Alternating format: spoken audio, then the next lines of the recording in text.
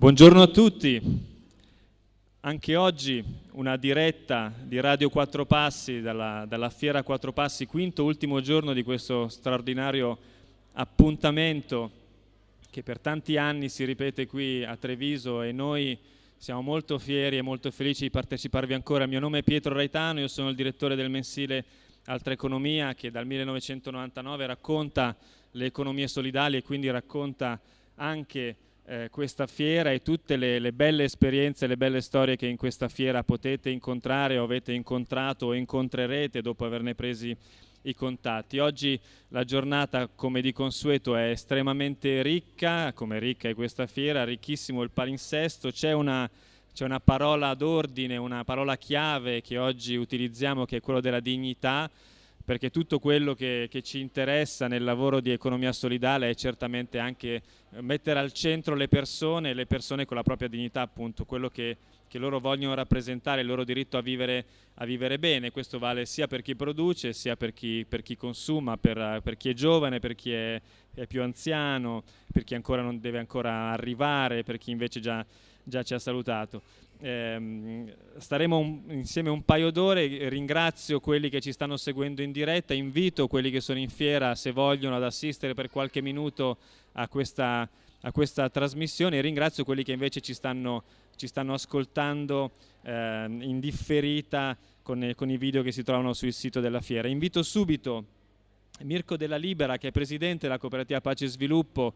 Prego Mirko, siediti qui accanto a me, che organizza ormai da tanti anni questa fiera, fiera che, ricordo, si chiude oggi alle 19 per gli espositori, un po' più tardi verso le 21 per tutta la parte della ristorazione. Mirko, mi sembra un successo straordinario, mi pare che finora almeno 40.000 persone si siano fatti vedere qui al Parco Sant'Artemio, è andata bene? Sì, direi che non potremmo essere più contenti di così. Il tempo ci sta dando una mano, la gente, il pubblico ha apprezzato e sta rispondendo molto bene, tutti i volontari e i lavoratori stanno dando il massimo, ma stanno ricevendo notevole soddisfazione, no? Quindi più contenti di così non potremmo essere.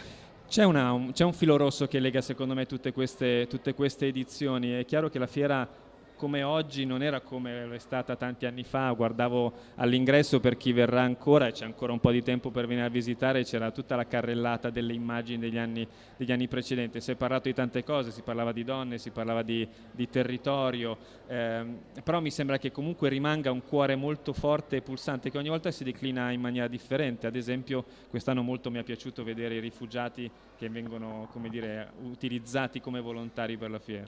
Sì, l'attenzione è quella alla persona, quindi le modalità, le problematiche cambiano negli anni. Siamo partiti 12 anni fa in piccolo nel comune di Maserata con poche persone. Ripeto, le problematiche erano diverse, gli stili di vita anche sono cambiati e le dinamiche mondiali cambiano. Però appunto al centro di tutto c'è la persona. Noi come Pace e Sviluppo ci occupiamo di commercio equo, e si parlava proprio ieri anche con il ministro che è venuto, il ministro Galletti, si diceva si parla di lavoro, si parla di dignità, dobbiamo tenere presente che alla base di tutto c'è la persona, quindi quando si ha il rispetto della persona, poi di conseguenza nasce il rispetto per l'ambiente, il rispetto per il lavoro, il rispetto appunto di tutto. In questi 12 anni tu hai l'impressione che sia cambiato il pubblico di questa manifestazione, si sia ringiovanito, persone più consapevoli o persone che invece sono più incuriosite? Ma sicuramente i giovani stanno rispondendo bene, grazie anche al contributo e al supporto della scuola. Noi abbiamo la presenza di numerosi ragazzi del progetto Alternanza Scuola-Lavoro. La cooperativa Pace e Sviluppo vede anche la partecipazione negli anni di ragazzi, di giovani, da studenti a ragazzi anche di 20-30 anni che aderiscono al movimento. Noi stiamo invecchiando e siamo sempre presenti, però secondo me è un bel mix di giovani e persone con esperienze che lavorano insieme. Vedere appunto persone di esperienze diverse, di estrazione diversa, che però riescono a mettere insieme le varie esperienze per un fine comune è bellissimo. Questo è anche motivante ed è una cosa da esportare, diciamo. È evidente che il commercio equo, da cui un po' genera tutto, ma c'è una coerenza tra, come dire, importare e vendere prodotti del commercio equo e poi però vendere ovviamente i prodotti locali. Ecco, il commercio equo è uno sguardo globale, però questa è una fiera che direi orgogliosamente fatta a Treviso, orgogliosamente fatta in Veneto. Anche qui ti sembra che il territorio stia modificando la sua sensibilità su questi temi? Ma secondo me sì, o meglio, ci sono...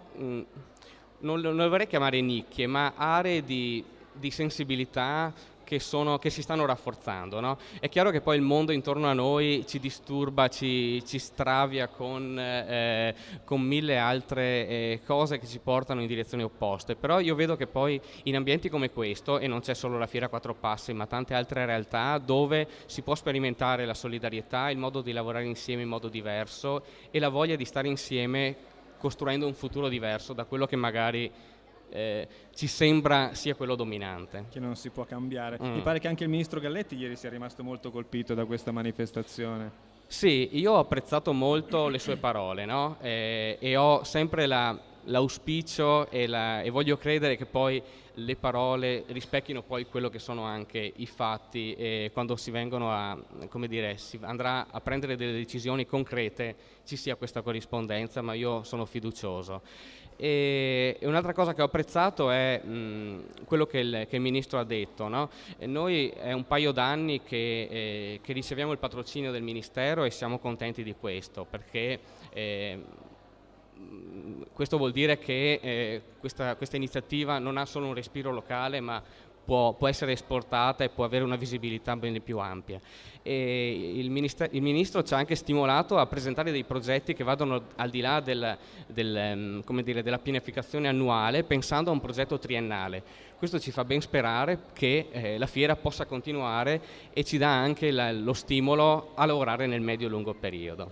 La fiera si chiama Quattro Passi, però mi pare che di passi ne abbia fatti veramente tanti in questi 12 anni. Puntiamo a chiudere a 50.000 persone, direi, almeno come partecipazione. Dai, oggi la giornata speriamo è bella. Di sì. Oggi la giornata è bella, ieri c'è stato un po' di pioggia, però vediamo che gli affezionati continuano a venire. Oggi spero di concludere in bellezza, insomma. Ottimo, grazie Mirko Della Libera, grazie a tutti voi, della Cooperativa Pace e Sviluppo, che organizza da sempre questa fiera in collaborazione con tante altre realtà. Grazie ancora, e grazie anche per chi è qui con noi. Ribadisco che se volete vedere dal vivo quello che si sente in radio, si vede in streaming, potete fare un salto qui dove c'è il bookshop e il foyer. Il tema appunto è la dignità. C'è un'esperienza molto bella che chi viene in fiera può visitare, che è quella di Freedom. Freedom è questa rete di realtà, di cooperative che lavora nelle carceri italiane. Come forse sapete, c'è la possibilità per i detenuti in Italia di lavorare, di avere un lavoro vero. Questo risponde in maniera molto precisa e molto forte al dettato della Costituzione italiana, che dice che il carcere serve non a punire ma a rieducare, e sappiamo che il lavoro, la dignità che il lavoro riesce a portare è molto efficace nel reinserimento nella società dei detenuti, con un tasso di ritorno alla delinquenza molto molto più basso rispetto a chi ha potuto lavorare. Freedom mette insieme tutte queste realtà di cooperative che danno un lavoro ai detenuti e che poi vendono i loro prodotti. È una rete appunto italiana di tante esperienze che le coordina. Abbiamo un contributo di Cristiano Calvi che da Genova, con l'esperienza del carcere di Marassi e della bottega solidale, ha appunto dato vita a questa rete, e se possiamo adesso lo facciamo vedere. Grazie Pietro, e come hai anticipato bene tu, abbiamo al microfono Cristiano Calvi, presidente di Altromercato, protagonista anche ieri in Fiera Quattro Passi nel convegno Stiamo facendo un buon lavoro. Anzitutto Pietro, una impressione così al volo sulla fiera e anche sulla giornata di ieri? Beh, la fiera è veramente entusiasmante, il numero di persone coinvolte in termini di volontariato, di operatori attivi che spiegano cos'è veramente l'economia che vorremmo, no? Come rendono visibile quello che dovrebbe essere proprio una relazione economica, una relazione di mercato, una produzione sana. È veramente entusiasmante. Devo dire un complimenti davvero alla Cooperativa Pace e Sviluppo di Treviso, perché ha fatto un lavoro eccezionale. Cooperativa Pace e Sviluppo che però insieme ad Altromercato proprio organizza da tanti anni Fiera Quattro Passi. C'è una area espositiva molto grande per Altromercato all'inizio della fiera. Quindi Cristiano, il 13 maggio prossimo sarà la giornata internazionale del commercio equo. Ecco, che cosa si sta preparando? Beh, ci sono tantissime iniziative in Italia, come sai il commercio ecosolidale in Italia è rappresentato da molte organizzazioni, ma Altro Mercato è il consorzio di 113 organizzazioni. Ognuna sul tuo territorio sta organizzando per il 13 maggio un'iniziativa a ricordare quello che fanno tutti i produttori, le migliaia di produttori che nel sud del mondo, ma anche nei nostri territori italiani, portano avanti una iniziativa di economia solidale. Allora abbiamo lanciato come Altro Mercato l'hashtag Salva il mondo pure tu, che è un simpaticissimo video, no? Che richiama proprio il senso di iniziare dai gesti quotidiani. Alla fine quello che davvero dobbiamo fare, può fare ognuno di noi, è intervenire con delle scelte quotidiane, a partire dai consumi alimentari, ad arrivare a vestirsi in un modo diverso, no? Chiedendosi evidentemente quello che è la filiera che c'è dietro ai nostri prodotti, ai prodotti che consumiamo e che acquistiamo. Il 13 maggio le colazioni ecosolidali Altro Mercato saranno proprio dei momenti in cui i consumatori, gli attivisti, le persone vicine alle nostre organizzazioni sui territori saranno invitate a far festa insieme a noi innanzitutto, ricordandoci che è un momento, no, davvero di incontro di tutti coloro, è un momento in cui i produttori saranno con noi, vicino a noi attraverso i loro prodotti, a ricordare che è possibile, un mercato diverso, un'economia più solidale, è possibile, si tratta di volerla e di renderla possibile e visibile nei nostri gesti quotidiani. E già in questo periodo ci sono le colazioni solidali, no? Un po' in tutta Italia.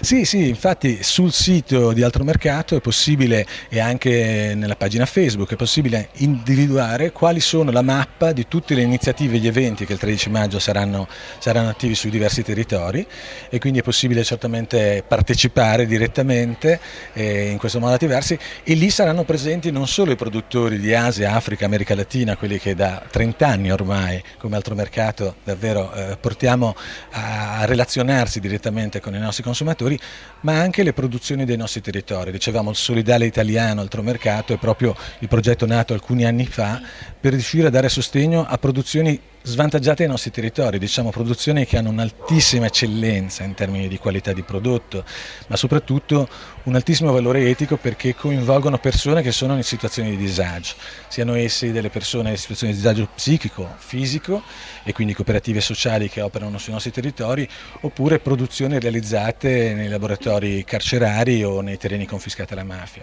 Qui a Fiera Quattro Passi alcune delle organizzazioni sono presenti, in particolare c'è anche presente qui in fiera la rete Freedom, che è una rete di 12 organizzazioni attive su tutto il territorio nazionale, sia in prodotti alimentari che in produzioni di tessili, di t-shirt piuttosto che di borse, e che riescono a ricordare in questo modo ai consumatori come anche le persone detenute che hanno fatto un errore e che sono per questo detenute in carcere non perdono il loro valore di persona. Quindi la loro dignità, riuscire a riconoscere la loro dignità attraverso una produzione in questi laboratori carcerari è un modo per dire a loro che un futuro diverso per loro c'è, dipende da loro evidentemente, ma la loro possibilità, no? Il loro riconoscimento di quello che loro potranno fare una volta rientrati nella società in modo positivo è importante, fin da questi piccoli atti di produzione che poi diventano dei prodotti da consumare e da acquistare. Quindi anche l'ecosolidale e il solidale italiano sono modalità che rispondono poi alla stessa esigenza, quella di riportare la persona al centro dell'economia, che è quello che veramente a noi preme. E molte di queste storie le abbiamo raccontate, oggi avremo anche ospite Tomato Revolution, un altro progetto con la cooperativa Pietra di Scarto, insomma ne parleremo. Cristiano, ci lasciamo, ricordiamo l'hashtag Salva il mondo pure tu, in home page del sito di Altro Mercato trovate questo video molto, molto carino. Il mondo si può salvare, ma bisogna cominciare anzitutto a migliorarlo, e occasioni come queste sono sempre dei 4 passettini in avanti per farlo tutti insieme. Infatti queste occasioni, a parte sono occasioni molto allegre, molto piacevoli da vivere, per cui questa fiera è veramente una fiera, è un bellissimo momento di incoraggiamento, di motivazione per tutte le persone coinvolte. Ecco, vivere meglio vuole dire anche davvero consumare meglio, vuole dire sapere le scelte che facciamo in che modo hanno un impatto dal punto di vista ambientale, dal punto di vista sociale, l'ambiente, la persona. È veramente in questo modo possiamo costruire davvero un modo di vivere che ci restituirà una piacevolezza, una serenità, un'allegria che in fondo in qualche momento un po' ci viene a mancare in questa economia globale globale, no? Quindi davvero grazie ancora per tutti gli organizzatori di questa fiera che hanno dato questa possibilità di visione alle persone che la visitano. Davvero, grazie. E grazie ad Altro Mercato che da sempre è compagno di viaggio in questa avventura. Grazie Cristiano Calvi, grazie ancora, buon viaggio di rientro. Grazie. E buon 13 maggio poi. Grazie a voi ancora. Pietro, ti restituiamo la linea tra poco. Importante l'esperienza di Freedom, perché è importante ricordare che il lavoro è uno, non solo certamente l'unico, ma è uno degli elementi più importanti che fanno giustizia nel mondo e che rendono le persone più felici, contribuiscono a una società più giusta. Come in tutte le radio che si rispetta, anche in questo caso noi possiamo avere un piccolo contributo musicale, uno stacco per poi rientrare con i nostri ospiti che sono tanti. Grazie.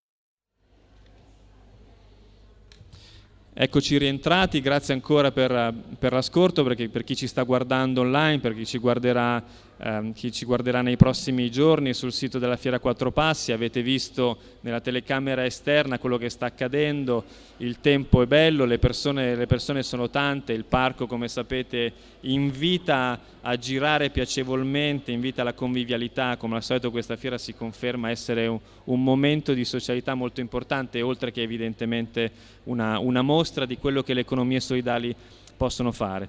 Su questo tema le nostre ospiti che vedrete fra poco e che ringrazio molto rappresentano l'ONG Manitese, in particolare un progetto che ha a che fare con la sartoria e il riuso. Non vi anticipo nulla, ma oltre a ringraziare chiedo subito a Martina Donà, che fa parte del gruppo di volontari di Manitese di Treviso, la storia di questa gloriosa ONG, il lavoro che state facendo qui e la vostra presenza in questa fiera. Sì, principalmente noi siamo presenti quest'oggi come ieri alla fine con questo progetto Quello che possono le mani, che abbiamo portato avanti in realtà dall'anno scorso con vari laboratori grazie alle collaborazioni con le donne del Burkina Faso.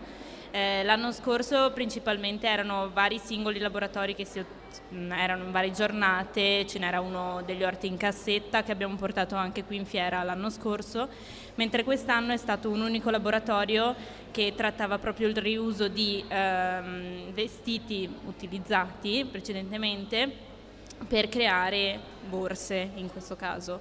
E quest'oggi abbiamo voluto proprio portare in fiera la possibilità di riutilizzare qualcosa che è stato usato da qualcun altro senza poi buttarlo via. Questo principalmente è il nostro obiettivo, ecco, per quest'anno. Che direi più che interessante. Mi ricordo un'espressione che va molto di moda ma che sta un po' rivoluzionando il pensiero economico odierno, è la cosiddetta economia circolare, cioè l'idea che non esistano i rifiuti ma che esista semplicemente una filiera che deve prendere le risorse e utilizzarle al meglio. Mi pare che tutto sia coerente. Sì, esatto.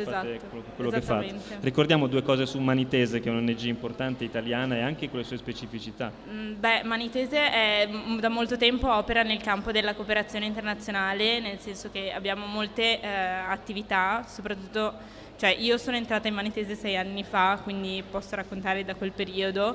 Abbiamo avuto moltissimi progetti, soprattutto con paesi africani, che poi hanno poi portato anche a raccolte fondi qui in Italia, grazie anche all'utilizzo di moltissimi volontari. E la bellezza di Manitese è proprio questa, quella che la distingue probabilmente dalle altre ONG, il grandissimo utilizzo di volontari, quindi in Italia, e quindi l'idea che si faccia cooperazione iniziando a lavorare anche sul territorio di provenienza. Grazie mille anche a Kadi Nana che è qui con noi, in rappresentanza ancora una volta di questo progetto di laboratorio sartoriale. Ti chiedo come sta andando e cosa state facendo, come è nata anche l'idea. Buongiorno a tutti. Soprattutto l'idea è partita da Chiara Chiescotti, che lei mi ha chiamato per dire, visto che tu sei la pazza di Treviso che gira a fare certe robe, mi descrive così. Bene così. L'idea è che avevo sentito parlare di Manitese anche buona, un buon ONG che lavorano nel settore Africa, soprattutto nel mio paese Burkina Faso, che fanno tante robe per le donne, compresa anche con i bambini. E a me l'idea è che lei mi ha proposto di venire a fare, che cosa dici se mettiamo ancora insieme donne qui per fare certe cose? Dico, guarda, io sono molto felice di fare queste cose. Dunque l'anno scorso abbiamo provato a fare quelle che possono le mani, fare con le mani. L'anno scorso però abbiamo tirato solo per fare formazioni in vari settori. Quest'anno mi ha richiamata dicendomi, guarda, è meglio che ne pensiamo ancora di più delle cose che possiamo fare di più senza solo fare formazione e poi dopo finiamo la cosa. Certo. Lì abbiamo deciso di vedere se riusciamo a fare la raccolta differenziata, perché la raccolta qualche volta vengono buttate le cose che possiamo riprenderla per riusare per fare certe cose. E lì abbiamo conosciuto l'anno scorso una signora che si chiama Daniela e lei l'abbiamo proposta proprio qui in fiera l'abbiamo conosciuta solo la signora che aveva il suo stand che faceva riuso sartoriale e lì l'abbiamo coinvolta anche lei chiedendola se poteva venire aiutarci con le donne immigrati che sono qui, almeno che stanno a casa senza nessuna pensiero di fare qualcosa, almeno escono da casa e facciamo un gruppetto, così quest'anno proviamo a vedere se riusciamo anche a fare, non solo fermandoci quest'anno, ma portarla come un futuro lavoro, come un genere cooperativa, un genere così, per vedere se riusciamo a fare qualcosa con le nostre mani e anche con le nostre proprie forze per un domani. E lì stiamo vedendo che quest'anno abbiamo ricominciato con il semplice jeans, trasformando jeans in borse o i sacchetti di tè o robi vari. Questa è l'idea, è che abbiamo portato l'idea questa volta alla fiera Quattro Passi per vedere, per far capire anche alla gente che non ci conosce che qualche volta l'immigrazione è bello, c'è certi negativi anche pro e contro, però Se ci mettiamo tutti insieme per fare certe robe, riusciamo a cambiarsi e anche integrarci più facilmente. Quest'anno siamo proprio fuori qua, che vediamo le nostre forze, che cosa possiamo fare. Quanti siete nel gruppo? Guarda, nel gruppo siamo 30 donne. Tutte del Burkina Faso? In Burkina Faso in genere, avevano detto Burkina Faso, ma abbiamo visto anche che era meglio mischiare tutto, non solo evitando, solo limitando a gente che vogliono fare e non riescono a fare. Dunque abbiamo accettato anche altre donne che provengono da Costa d'Avorio, Bene, Guinea, quasi tutta l'Africa occidentale e anche l'Africa. Chi vuole venire a imparare senza fare casini, noi ti accettiamo ben volentieri. Chiaro. Tutte di Treviso, della provincia di Treviso? Tutti quasi della provincia di Treviso, alcune sono anche fuori, ma visto che il laboratorio è molto complesso, che siamo lì, ridiamo, scherziamo, giochiamo, una volta che uno viene, tira l'altra, vieni che c'è, Chiaro. questo qua, dunque tutti nella provincia di Treviso, anche fuori Treviso. Chiaro. Martina, il laboratorio è ancora qui, Sì, oggi il possiamo laboratorio- ancora vedervi, come funziona per chi arriva adesso in fiera? Basta recarsi al laboratorio che è vicino alla nostra casetta e fino alle 5 siamo lì a fare i sacchettini a mano. con Chi una arriva ragazza. cosa può fare insieme a voi? Può fare questi sacchettini, è seguito da una ragazza, Beatrice, che ci aiuta a cucire, che è una sarta, e può vedere un po' come abbiamo fatto a fare le borse e poi fare il proprio sacchettino e portarselo a casa. Chiaro. Ma i vostri prodotti sono anche in I vendita? nostri Possono essere prodotti sono acquistati? anche in vendita e il ricavato andrà alle donne del Burkina Faso e che vogliono, se possibile, creare anche loro una mini cooperativa per poi rivendere i propri prodotti un domani, se riusciranno. Quindi il tema è quello di generare lavoro Sì, sostanzialmente. il comunità e tema è lavoro. di generare lavoro più avanti, più con le nostre forze, come dicevo prima. Dunque le borse che sono state fatte viene vendute e poi ricavato di queste vendite li prendiamo per comprare le materie prime, in genere come la macchina da cucire. Certo. A noi possiamo benissimo chiedere fuori, ma non c'è senso che chiediamo fuori se noi stessi possiamo rendere la cosa più una cosa nostra, che è da vendere queste borse e ricavato compriamo anche le macchine da cucire, il gesso, piccole cose. Ma certo, ancora una volta a ribadire che la rete, anche perché tutto nasce da un incontro in questa fiera, la rete delle relazioni Sì. può contribuire a creare qualcosa di bello. Qualcosa di e bello positivo. tramite Quattro Passi, che noi ringraziamo molto bene, perché di solito sono anche qui con la mia bancarella, con Malintese, che io gestisco anche, Associazione Sorelle Burkinabè, che noi veniamo anche qua per vari progetti nostri anche, dunque collaboriamo molto insieme su Ottimo. questo. Grazie di cuore a Cadi Nanà e a Martina Donà per il laboratorio sartoriale del riuso di Manitese. Buon lavoro, alla prossima. Vi ribadisco che potete incontrarle ancora fino alle 19 per gli espositori. 17. Sì. Fino alle 19, Fino alle 19, ma il esatto. laboratorio è aperto fino alle 17. E il laboratorio fino alle 17, Sì. quindi dovete darvi una mossa perché sono le 3:30. Grazie ancora, grazie Grazie per mille, essere stati grazie con a noi. voi. C'è un prossimo ospite, facciamo uno stacco prima del prossimo ospite, prego. Grazie a voi.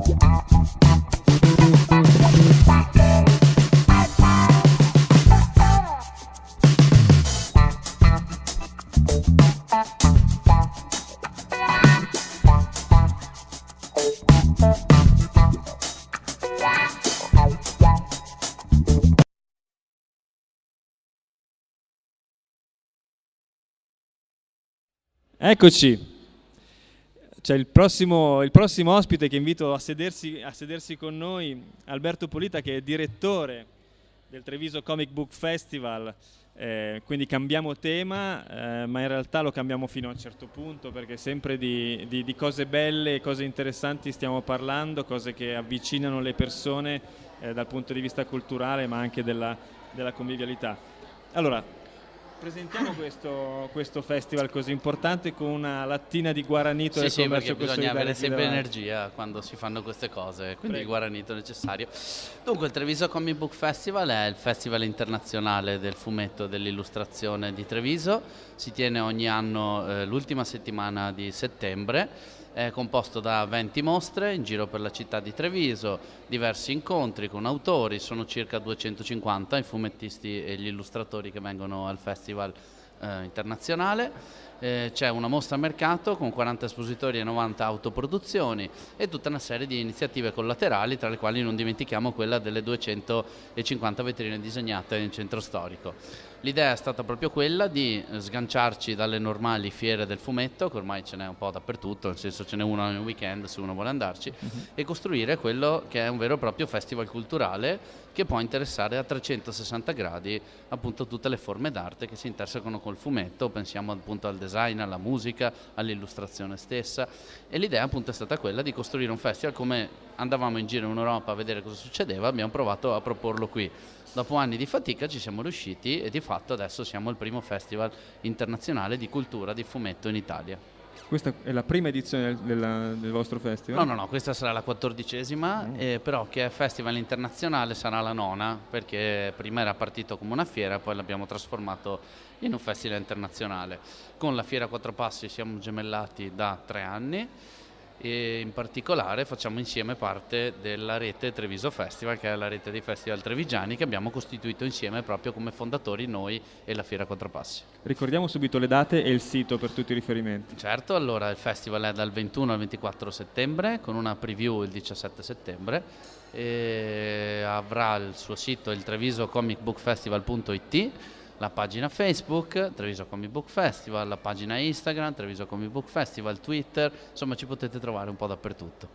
Spiegami un po' qual è il pubblico, quali sono le persone che frequentano un festival di questo tipo. Non credo solo quelli che si comprano i fumetti per leggerseli al bagno, se posso dire. No, chiaro, nel senso l'idea è stata proprio quella, cioè di andare a intercettare un pubblico che solitamente non andrebbe mai a un festival di fumetto o a un evento di fumetto, quindi facendo fede comunque allo zoccolo duro di appassionati di fumetto, noi puntiamo molto sulla graphic novel, sui romanzi grafici, sui nuovi autori, sul nuovo fumetto italiano, sul fumetto internazionale, quindi da noi arriva una fascia di pubblico che va dai 15 ai 50 che tendenzialmente è molto interessato alla cultura o che è abituato a fruire, che ne so, un concerto, andare a vedere una mostra, andare alla Biennale, insomma qualcuno che è molto curioso di quello che sono le nuove forme di espressione in Italia, senza dimenticare che comunque non tralasciamo il fumetto popolare, perché sempre all'interno del festival c'è tutta una serie di mostre e di iniziative collegate appunto al fumetto più popolare che siamo abituati a vedere spesso in giro, insomma. C'è una tendenza a forme particolari di fumetto che si sviluppa? Se guardo al mio ambito, che è l'ambito giornalistico, ormai il giornalismo a fumetti ha una grandissima forza e viene utilizzato molto, però immagino ci siano altri filoni che stanno espandendo molto. No, beh, chiaro, il graphic journalism o fumetto di realtà o giornalismo a fumetti come lo chiami è una cosa che abbiamo sempre abbastanza esplorato e addirittura in teoria quest'anno faremo proprio uno degli incontri di formazione per giornalisti all'interno del nostro festival sul giornalismo a fumetti e lo faremo con Zero Calcare, Claudio Calia che è un fumettista del Becco Giallo, che è la casa editrice che è anche qui alla Fiera Quattro Passi, e appunto cercheremo di mettere insieme questa cosa, ti do sta curiosità in anteprima.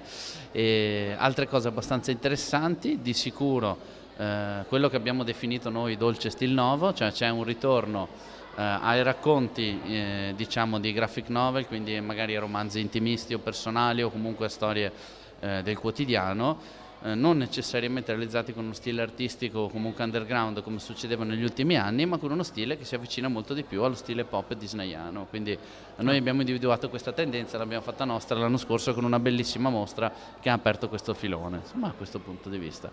E poi c'è in generale un grande ritorno alle graphic novel, grazie anche alla grande vendita di fumetti che si fa in libreria, perché adesso non è più solo la fumetteria è il posto principe dove si possono acquistare i fumetti, ma le librerie di Varia si espande sempre di più la zona fumetto, insomma. Che è una domanda che ti avrei fatto, perché mi pare che sia innegabile la crisi dell'editoria, ma forse il fumetto è un po' in controtendenza da questo punto di vista. Allora, è sempre difficile capire queste cose. Diciamo che i festival e le fiere vanno sempre molto bene e di sicuro c'è un sacco di creatività, un sacco di nuovi autori e da tanto tempo a questa parte non c'era un fermento editoriale così grande nel mondo del fumetto, perché ci sono tante piccole case editrici che però fanno grandi prodotti di qualità, ci sono 1 o 2 case editrici neonate che stanno riuscendo a battagliare al passo con le case editrici di Varia normale, penso alla Bao o altre cose simili, lo stesso Becco Giallo. E comunque sì, c'è una grande tendenza, anche perché il fumetto sta rientrando in tutta una serie di cose, anche tanti quotidiani hanno l'inserto a fumetti di nuovo, penso al Sole 24 Ore, l'inserto cultura, penso alle cartoline internazionali, insomma, quindi si sta riscoprendo un mezzo, soprattutto perché è capace di raccontare la realtà e non solamente perché sono Topolino, Paperino e Batman, insomma. Ti faccio l'ultima domanda, hai parlato di una scena italiana, c'è una specificità italiana sul fumetto?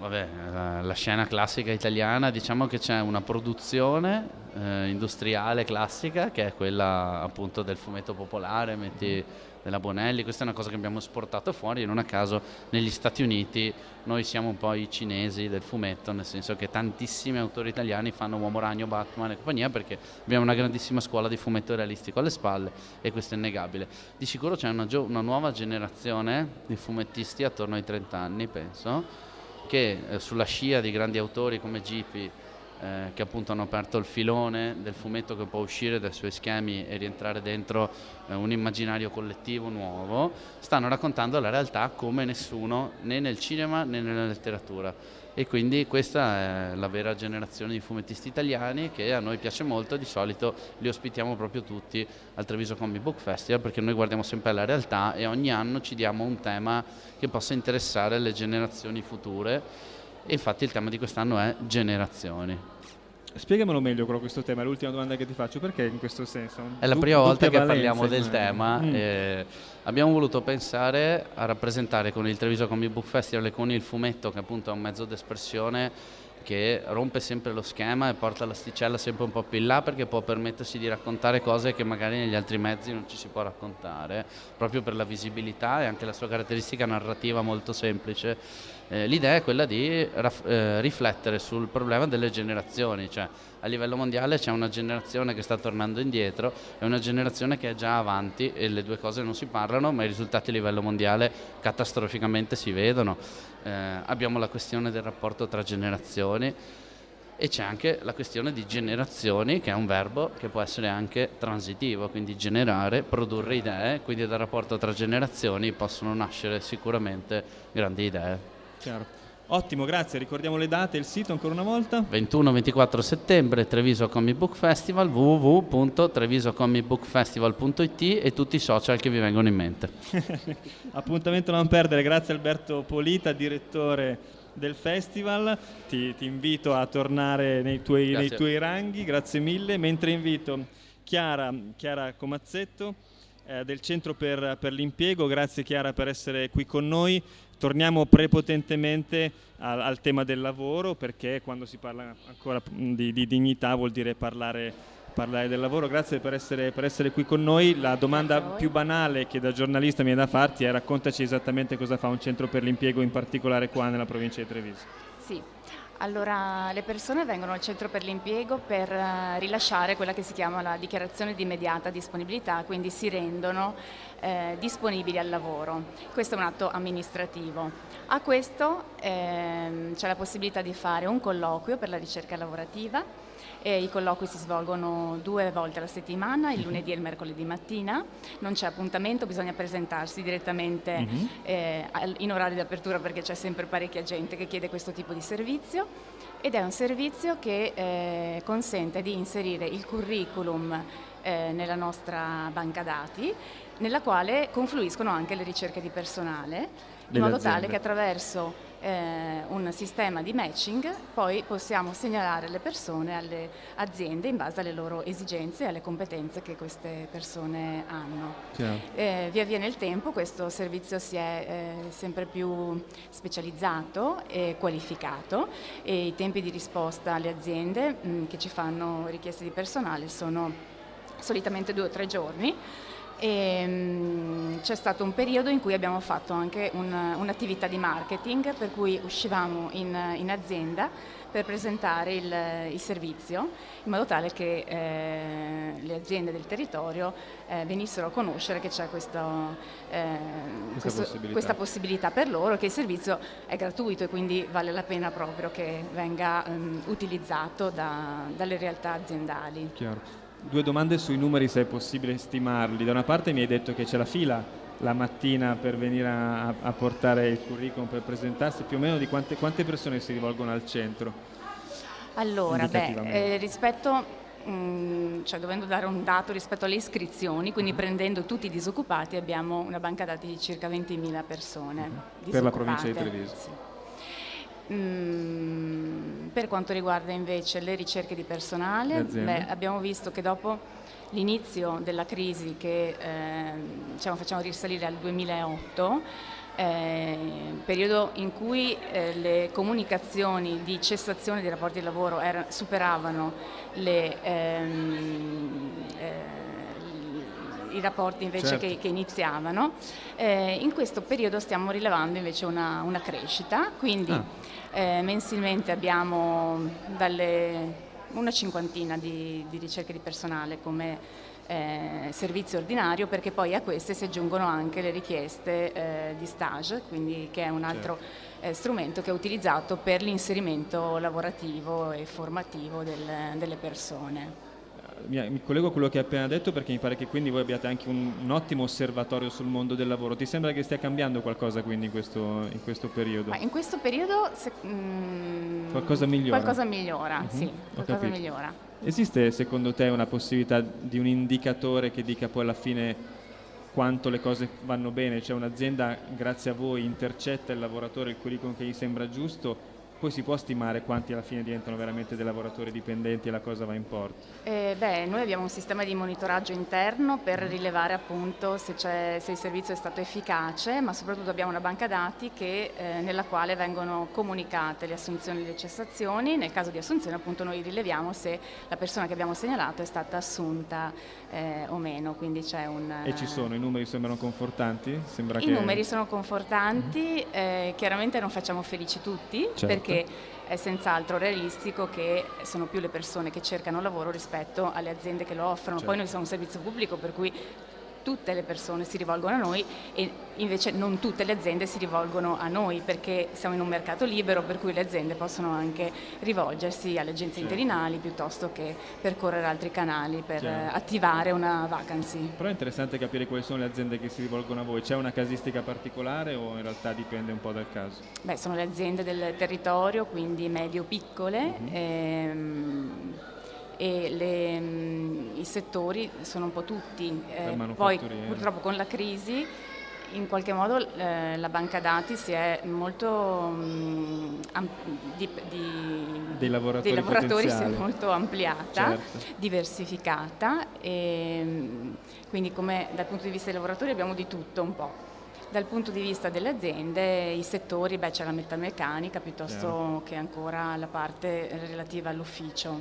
Chiaro. Però se posso chiederti, nel tempo quindi anche le persone che si rivolgono a voi hanno cambiato un po' il loro spettro, non ci sono più solo magari quelli meno formati, ma anche persone che hanno studiato, cioè le difficoltà sono viste.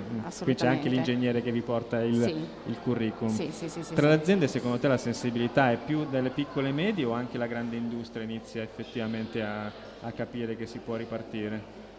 Oddio, questo è un dato sul quale faccio un po' fatica. Una domanda complessa. È una domanda complessa, sì, perché sì. Lo Forse il nostro immagino. vissuto è più relativo al lavoratore, no? E quindi rispetto invece alle realtà aziendali. Certo. Cosa deve fare un lavoratore per rivolgersi a voi? Banalmente. Si presenta e suona Allora, la porta. anzitutto c'è una competenza territoriale per cui ci sono 6 centri per l'impiego e vale il proprio domicilio, quindi ci si Ok. rivolge al centro per l'impiego di competenza territoriale rispetto al domicilio che è Chiaro. prevalente sulla residenza. Chiaro. Quindi abbiamo Treviso, Montebelluna, Castelfranco, Derzo, Vittorio Veneto e Conegliano, questi sono i centri per l'impiego.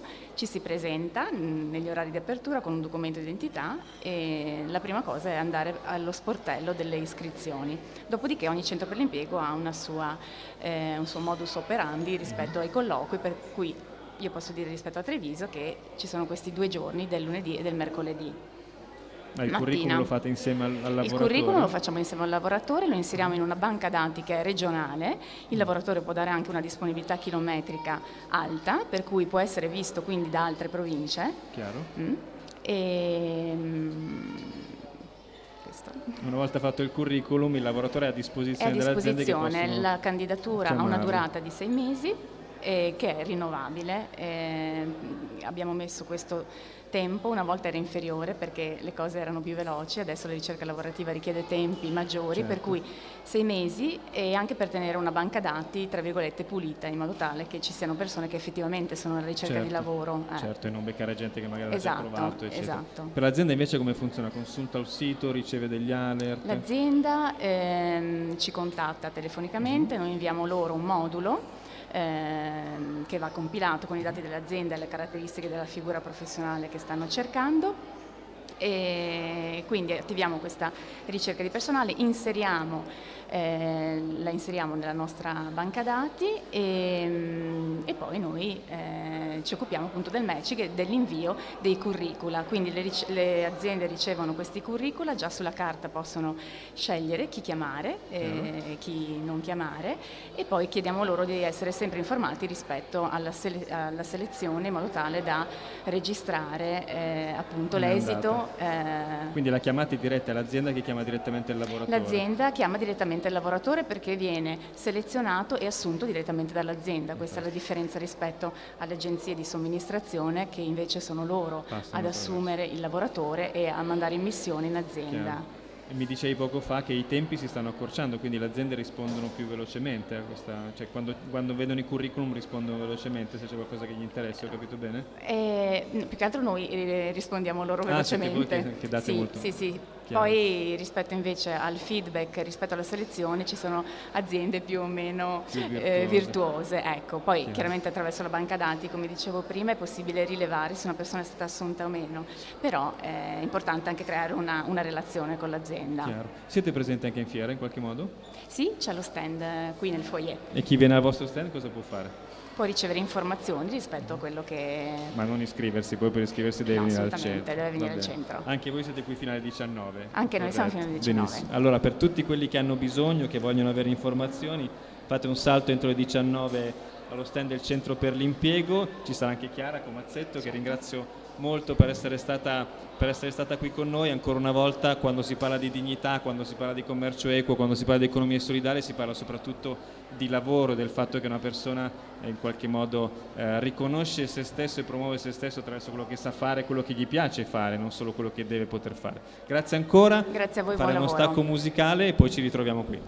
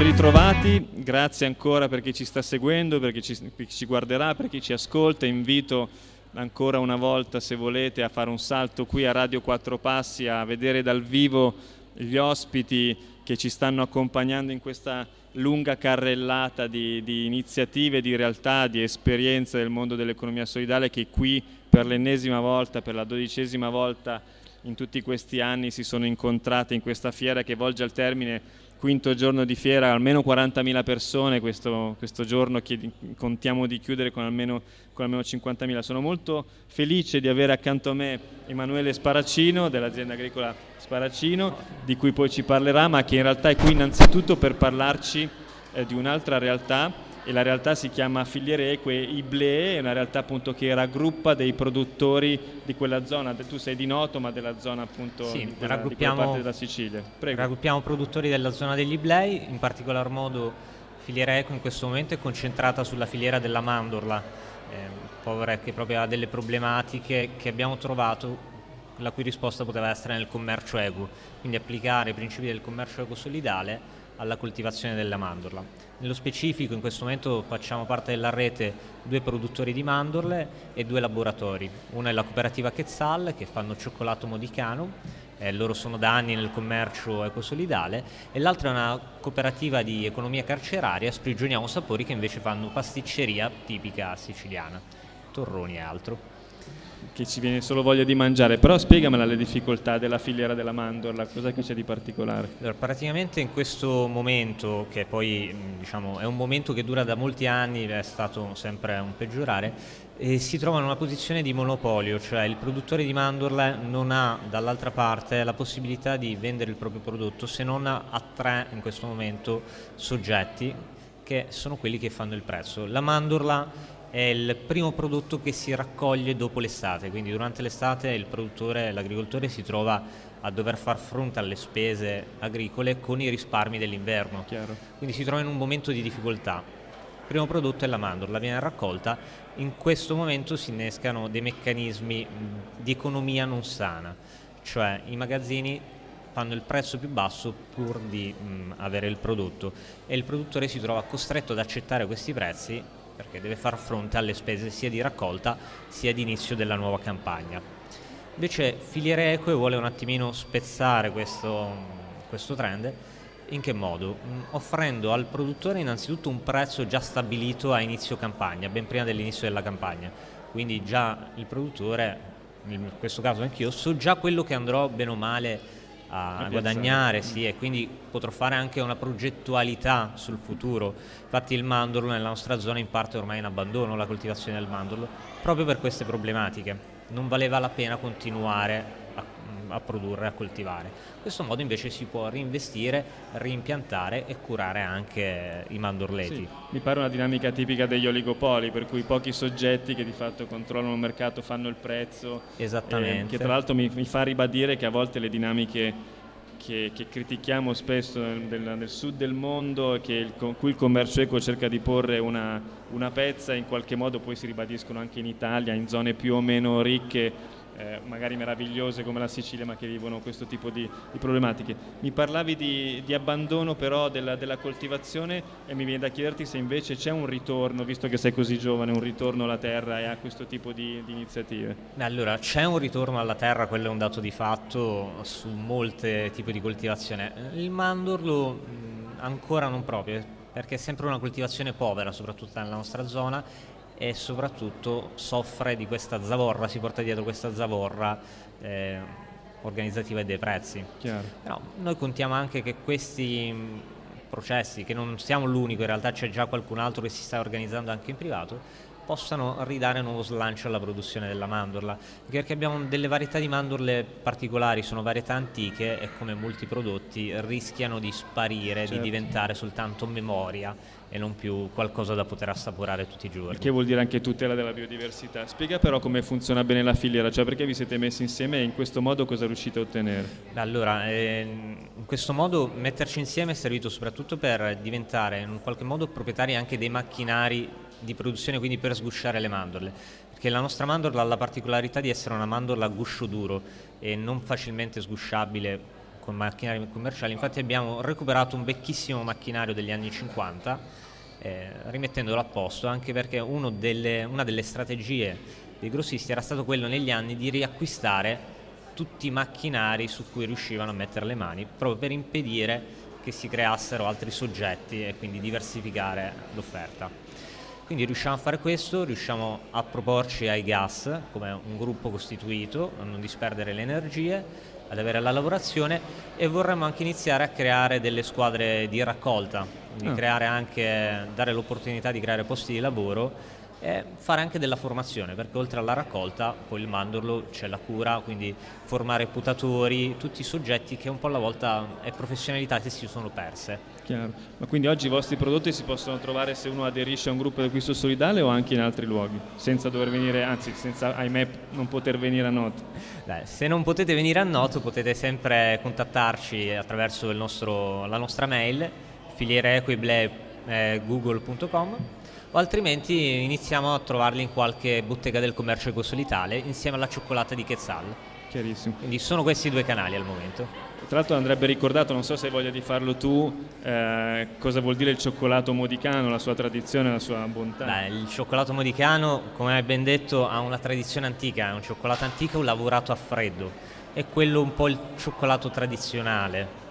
E soprattutto, parlando di Quetzal, bisogna menzionare il lavoro che è stato fatto sul cacao e quindi su tutta la filiera del cacao che c'è intorno. È una riscoperta di valore anche lì, di dare nuova dignità a un prodotto. Chiarissimo. Si può più o meno stimare quanti siete, quanti è nella vostra zona la produzione di mandorle, quanti sono i produttori adesso? Forse è difficile, però mi chiedo se ancora esista un tessuto produttivo forte. Allora sì, ancora esiste un tessuto produttivo, è un po' cambiata la tipologia di mandorla per far fronte al mercato, visto che comunque l'offerta, la richiesta anzi c'era, ma il prezzo era molto basso, si è cambiata varietà, si è orientati su varietà californiane o straniere. Quindi c'è in realtà un interesse sia da parte dei produttori, perché è l'unica cultura che si può fare su terreni poveri, non ha bisogno di irrigazioni, quindi per una terra quale è la Sicilia, certo, poter coltivare qualcosa senza apporto di acqua è vantaggioso. Cosa che invece facendo coltivazioni di mandorle di tipo californiano-spagnolo non avviene, perché sono coltivazioni che hanno bisogno di irrigazione, quindi vanno ad aggravare già una problematica che è quella idrica sul territorio siciliano. Chiaro. Al netto della filiera equa che avete costituito, le mandorle normalmente dove andrebbero a finire? Dove le troveremmo? Magari anche sotto forma di latte, immagino. Si possono trovare sì come derivati sotto forma di latte, di pasticceria, biscotti e poi anche al naturale, sì, sotto forma di mercato. La farina di mandorla in realtà si trova anche in molti altri prodotti, prodotti per la colazione, preparati per dolci, a unire altre farine già esistenti. C'è una concorrenza straniera? Cioè il rischio che io trovi un prodotto straniero nella merendina che sto mangiando è molto alto? È molto alto, sì, soprattutto da parte della mandorla, come dicevamo, californiana e spagnola, perché hanno produzioni più moderne, quindi anche produzioni intensive e meccanizzate, dovute anche a una scelta di varietà, perché la varietà tradizionale siciliana è difficilmente meccanizzabile, proprio per una tipologia di pianta che è molto delicata. Quindi un lavoro artigianale quello che fate? Un lavoro artigianale, raccolta a mano, vale la pena vederla. Si fa ad agosto, che è un periodo un po' duro dal punto di vista climatico, però diciamo... Ma oltre a essere buona, perché è importante la mandorla? La mandorla è uno scrigno di proprietà salutive, contiene ferro, potassio, dà anche un buon apporto di calcio, soprattutto nelle diete povere di grassi o nelle diete vegetariane, è un buon surrogato per sopperire a questo. Ricordiamo come possono essere trovati i vostri prodotti, si può dare una mail? Allora, i nostri prodotti si possono trovare in alcune delle botteghe del commercio ecosolidale, altrimenti contattandoci alla nostra email che è filiereequible@gmail.com. Ottimo, grazie ancora Emanuele Sparacino. Vuoi dirmi due parole però sulla tua azienda? Dai, come ci sei finito? Una cosa di famiglia? Ma allora, i miei nonni avevano i terreni, io vivevo da un po' a Bologna, ho finito gli studi e mi sono detto cosa potevamo fare con questi terreni. Lasciarli in abbandono mi sembrava un vero peccato, e allora ho deciso di tornare. E lì ho ripreso la coltivazione sia dei mandorli sia degli agrumi, quindi arance e limoni. Beh, questa è una bella storia di ritorno alla propria Una migrazione alla propria al casa. contrario. Ottimo. Beh, direi che è assolutamente una bella storia da raccontare. Ancora grazie Emanuele Grazie a Sparaccini voi per la essere stato con disponibilità. voi. Grazie ancora per questa fiera. C'è un piccolo stacco musicale e poi torniamo.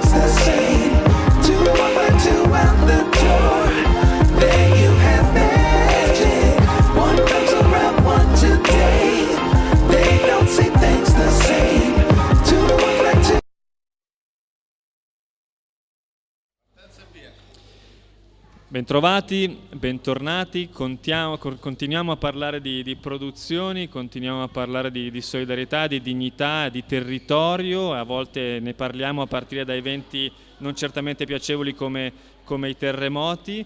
Voi ricorderete certamente quello che è accaduto lo scorso anno, quello che è successo a Norcia, in quella zona, nel Maceratese. Con noi siamo molto felici di avere due produttori colpiti dal sisma e che però in qualche modo hanno detto due cose. Uno, si può resistere, e due, addirittura si può cercare di riprendere bene le proprie attività anche guardando al mondo dell'economia solidale, che non si chiamerebbe così se non rispondesse anche alle esigenze di chi ahimè viene colpito da calamità naturali che certamente non sono prevedibili ma che forse possono essere gestite in maniera più appropriata rispetto a quello che è accaduto. La prima persona che è con noi, che ringrazio molto, è Gaia De Luca di Macerata, se non ricordo. Pieve Torina, esattamente, in provincia di Macerata. Che cosa produci, La Gaia? nostra azienda produce principalmente legumi e poi ci siamo espansi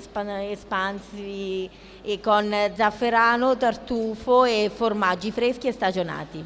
Non sarà bello ricordarlo, però cos'è accaduto quando c'è stato quel terremoto? Quando c'è stato il terremoto, che non è stata solamente l'unica calamità naturale di quest'anno, perché oltre al terremoto abbiamo avuto la neve che ha creato parecchi danni alla nostra azienda, perché l'ultima scossa, quella del 30 ottobre, ha creato danni notevoli. Noi dalla nostra zona era a 5 km dall'epicentro, quindi abbiamo subito dei danni fortissimi alle nostre stalle e alle nostre produzioni. Chiaro. Adesso come sta andando la situazione? Adesso sta andando, diciamo che noi siamo un popolo di persone forti, stiamo riprendendo e diciamo che la produzione di formaggio è ripartita da un mese a questa parte, perché anche il bestiame è molto sensibile a questo problema e abbiamo avuto i nostri animali che hanno avuto un blocco proprio a livello di produzione di latte. Un blocco psicologico? Un blocco psicologico, sì, quindi, notevole.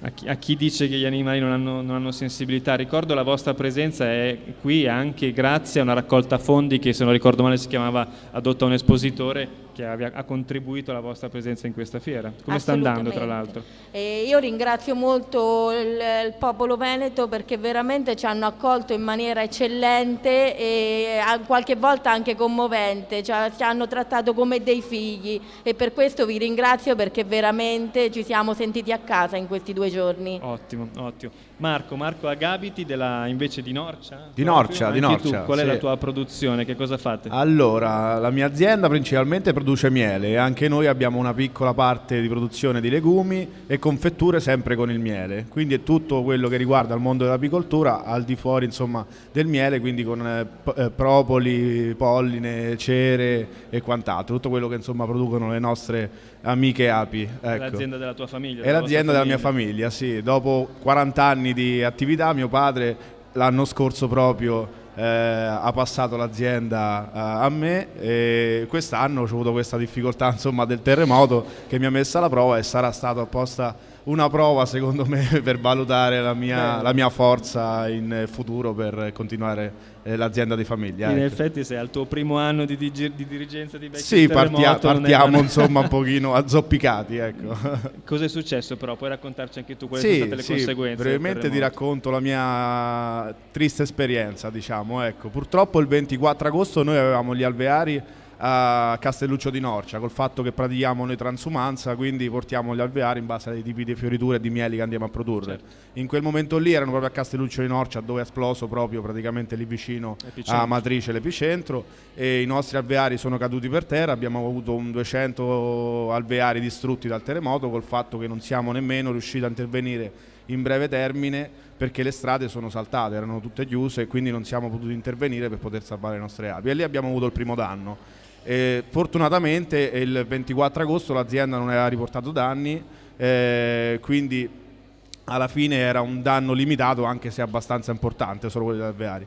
Mentre il 30 ottobre ecco, abbiamo avuto vicino proprio l'epicentro lì a Norcia della scossa, quella forte che si è avvertita anche qui su in Alta Italia. E quello ci ha riportato danni anche all'azienda, abbiamo perso due piani di azienda, il terzo piano interrato del laboratorio, ringraziando Dio, è rimasto agibile e da lì ci siamo rimessi in moto per poter cercare di continuare praticamente la produzione e una futura vendita. Ecco, sinceramente io lì avevo perso un po' le speranze, perché dal 24 agosto non si è fermato mai poi il terremoto, quindi anche magari in piccole dosi si è fatto sempre sentire, ha fatto praticamente sempre noi scaturire la paura e lavorare in quella maniera è veramente una cosa distruttiva, anche perché all'interno magari di una struttura di cemento, una struttura comunque a tutti gli effetti, era difficile praticamente col fatto che avevi paura sempre di scosse importanti e qualsiasi scossa toccava la nostra sensibilità. Certo. Però abbiamo continuato a lavorare grazie anche alle persone che ci hanno supportato, grazie comunque al fatto che non potevamo abbandonare, io soprattutto mi sentivo in dovere dopo praticamente 40 anni di esperienza di mandare tutto all'aria dopo un anno che ero solo all'interno, mi sono rimboccato le maniche, ho dormito in roulotte, ho dormito per strada, ho dormito praticamente su qualsiasi posto praticamente scomodo che esiste nella nostra terra, però abbiamo portato avanti insomma la nostra azienda e tuttora grazie anche alle persone che ci danno una mano sto continuando praticamente il percorso di 35 anni, 40 anni di storia di mio padre. Ecco. Qual è normalmente la filiera della produzione del miele? Cioè, come li producete? Quali sono i tempi? Hai parlato di transumanza, che è una cosa che francamente non avrei mai detto riguardo alle api, ma poi a chi vendete? Che mercati aggredite? Ringraziando Dio col fatto comunque che il miele sta diventando un alimento sempre più importante. Quindi una volta era considerato di meno e aveva un prezzo diverso rispetto adesso che è molto più remunerato col fatto che se ne produce molto di meno. Ma il fatto principale è che comunque le api hanno molte malattie e si parla molto in giro anche di moria delle api, vediamo anche in televisione, non certo. È uno scherzo, per il fatto che veramente le api stanno morendo e per quello comunque si produce sempre meno miele. L'esperto vero continua praticamente a portare avanti anche questa missione perché lo fa anche per il pianeta oltre che per se stesso, col fatto che anche in Italia oltre che in America e altri paesi cominciamo a fare impollinazione, quindi le api a livello comunque selvatico stanno morendo, solo tramite l'apicoltore riusciamo a portare avanti le le famiglie e riusciamo a impollinare anche tutti gli alimenti che poi si trovano sulla tavola dalla frutteria e quant'altro, insomma. La filiera del miele, il miele principalmente, ecco, noi vendiamo la nostra azienda su negozi, col fatto che siamo un'azienda storica, abbiamo i nostri negozi storici che commercializzano il nostro prodotto, i nostri clienti che vengono a trovarci direttamente lì al punto vendita, che abbiamo perso per il momento, però lo verranno a comprare sul laboratorio, ecco, per il momento. Siete presenti anche qua, il vostro miele si può trovare qui? Il nostro miele si può trovare anche qua, abbiamo un commercio anche qua, abbiamo poi quel prodotto, un miele di Castelluccio di Norcia, che è un prodotto premiato anche con 3 gocce d'oro, quindi molto importante anche a livello nazionale, e lo esportiamo anche in Germania, in Francia e altre regioni. Però dobbiamo vedere quest'anno se riusciamo ad andare a produrlo, col fatto che le strade ancora sono bloccate e non si vede ancora una via, una luce, insomma. Chiaro. Che è una cosa da non dimenticare, sono passati mesi dai terremoti, ma la situazione è ancora, anche solo logistica, è ancora piuttosto complessa, mentre invito chi vuole a sedersi qui davanti e ad ascoltare le storie. Torno da Gaia, raccontaci un po' di più della tua azienda, quanti siete, chi sono i vostri clienti, dove si trovano i vostri prodotti, oltre a qui, e ricordo, venite in fiera ancora fino alle 19 ad assaggiare i prodotti. Allora, la nostra azienda è un'azienda a conduzione familiare tramandata dal mio nonno e adesso viene portata avanti dai miei 3 cugini che sono Giovanni, Luca e Mirko. Sono principalmente loro che lavorano i prodotti della terra, che portano ancora al pascolo le pecore come ai vecchi tempi, quindi prati verdi e aria buona. Quindi perché possiamo dire che il nostro prodotto è naturale? Perché veramente nelle Marche si respira l'aria molto molto buona. E la nostra azienda produce anche formaggi, abbiamo una serie di formaggi molto particolari che sono anche a base di zafferano, pistacchio, erbe, quindi prodotti anche ricercati per il degustatore che vuole qualcosa di particolare che non è facile trovare in commercio. Anche per voi il terremoto continua a portare delle difficoltà logistiche? E per noi continua, la strada della nostra azienda, che è in provincia di Pieve Torina, è principalmente una frazione che si chiama Capriglia, e la strada è ancora inagibile. Noi abbiamo la protezione civile con un pass che ci fa entrare lì, perché comunque è tutta zona rossa ancora, e abbiamo le macerie dappertutto e se non fosse veramente per la solidarietà che la gente ci sta dimostrando saremmo veramente messi in ginocchio. Spiegamela meglio questa cosa, vuol dire che le persone vi fanno degli ordini, riescono a venirvi a trovare, vi telefonano? Allora, noi principalmente mandiamo i prodotti, spediamo anche online, quindi grazie anche al terremoto, che è vero che hanno fatto dei danni notevoli, ma in un certo senso ha dato la possibilità alla nostra azienda piccola a conduzione familiare di crescere, e dobbiamo dire grazie anche per questa opportunità, perché comunque sia ci stiamo facendo conoscere proprio a livello nazionale, anche da tutta Europa, insomma. Chiaro. Abbiamo un sito internet che è www.fratelliangeli.it, una pagina Facebook, potete cliccare e mettere mi piace nella nostra pagina, e un profilo Instagram. Fratelliangeli.it? Sì, esattamente, fratelliangeli.it. Ottimo. Allora anche per te, Marco, la sì, vostra sfrutto pagina... l'occasione, certo, la mia pagina Facebook è il Massaro Apicoltura, il nostro sito internet è www.ilmassaro.it, www.mieledicastellucciodinorcia.it. Fantastico. Allora vi ribadisco l'invito, se non riuscite a venire qua a consumare questi prodotti meravigliosi che hanno in sé un valore aggiunto molto più ampio rispetto alla bontà che nessuno mette in dubbio, ma è quello appunto della solidarietà, allora accedete ai siti dei produttori che avete ascoltato. Io direi anche conosceteli come li stanno conoscendo le persone che sono in questa fiera, perché dietro a ogni prodotto buono, che per quanto buono che sia, c'è sempre una famiglia, c'è sempre un giovane lavoratore, c'è sempre qualcuno che ci mette la propria passione, e questa cosa fa effettivamente la differenza. C'è un'identità che va sempre tenuta e riscoperta, soprattutto quando si parla di situazioni così problematiche e drammatiche come un terremoto. Grazie Marco Agabiti ancora per essere stato qui con noi. Grazie a voi. Grazie Grazie a tutti, grazie a Gaia grazie De Luca, mille. e buon proseguimento di fiera.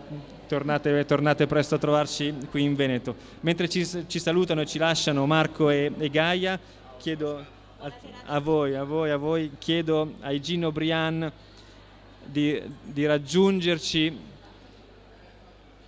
Gino, ci sei? C'è anche Claudia. Ecco Claudia Roveda, benissimo, sedetevi, grazie per essere qui con noi. Non si parla di terremoti, ma non si parla neanche di miele, tantomeno di legumi, ma si parla di un altro progetto che sono i gioielli dalle mine. Sì. E chiedo a Gino di spiegarci di che cos'è questo progetto, di che cosa si tratta, e poi invece a Claudia, che invece mette in vendita questi prodotti, di dirci come funziona. Prego Gino. Allora, questo progetto è iniziato 13 anni fa in Cambogia. 13 anni fa, con ragazzi e ragazze di strada, raccolti dalla strada, dalla discarica, dalla baraccopoli, e per insegnare loro un mestiere. Io sono un orafo e quindi si insegnavo a fare gioielli. È venuta appunto l'idea di riutilizzare materiali del luogo, e effettivamente il primo materiale usato è stato la seta, perché è un paese che produce molta seta. E poi col passare un po' del tempo un altro materiale che è venuto normale è stato appunto il metallo delle mine, delle bombe, l'ottone, in poche parole, riciclato, proveniente da questi materiali qua bellici. Che se ci pensiamo è drammatico poter dire che c'è grande abbondanza di mine. Sì, parlano ancora, le stime sono dai 6 ai 10 milioni di mine antiuomo sottoterra. In Cambogia, sì. È uno dei paesi più minati al mondo. Quanti sono I terremoti arrivano dalla natura, ma ci sono tragedie ben più gravi che invece l'uomo si costruisce da solo. Quanti sono le persone che lavorano nei vostri laboratori? Allora, non abbiamo un laboratorio, abbiamo una scuola di formazione professionale. Fino ad ora sono passati nella mia scuola un centinaio di ragazzi, dove imparano il mestiere, e poi li accompagniamo, diciamo, su altre realtà fuori per lavorare, per iniziare, diciamo, il loro percorso di vita. E provare a fare gli orafi, provare a lavorare i metalli. Esattamente. Ma invece la vostra squadra da chi è composta? Voi come formatori? La nostra squadra, ho dei ragazzi che sono con me dall'inizio, da quando ho fondato questa scuola, che attualmente sono degli insegnanti, e questi, diciamo, portano avanti assieme a me la formazione professionale di quelli che arrivano nuovi e che poi vogliono imparare appunto il mestiere. Posso chiederti o richiederti, Gino, come sei arrivato in Cambogia, perché hai avuto questa idea, ma in realtà questa spinta a fare una cosa così bella e interessante? Io 21 anni fa ho adottato in Cambogia.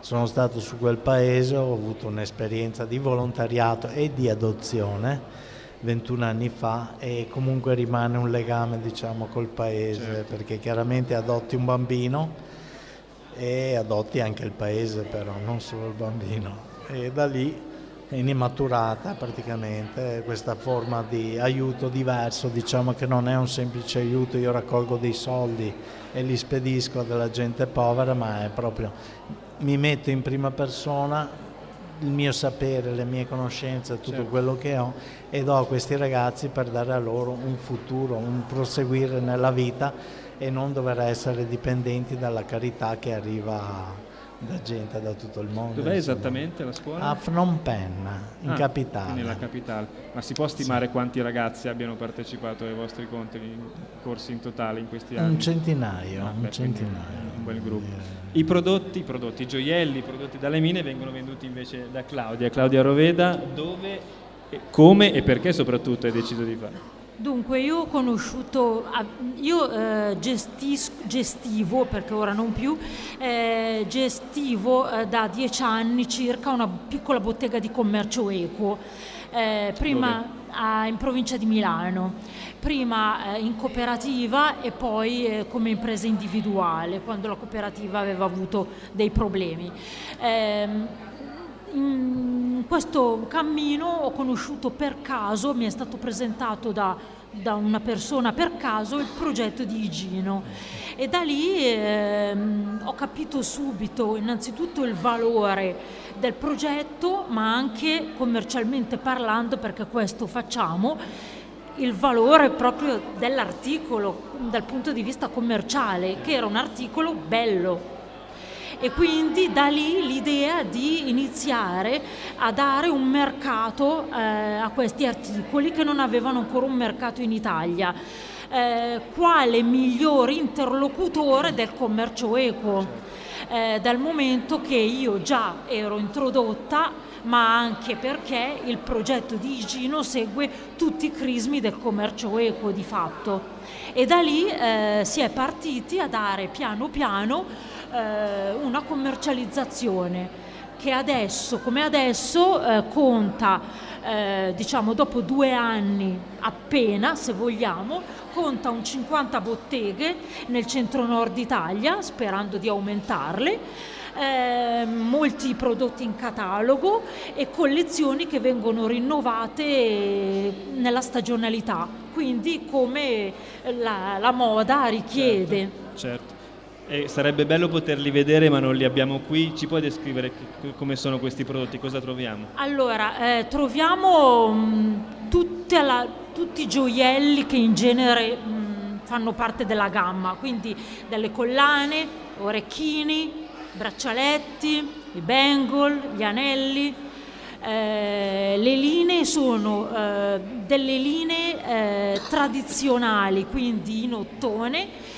Piace molto in Italia l'ottone galvanizzato al rodio e palladio, per intenderci un color silver, che è quello che va per la maggiore. Poi ci sono anche due linee per lo più estive, fatte da cocco e da ottone e fibra di cocco e ottone e seta.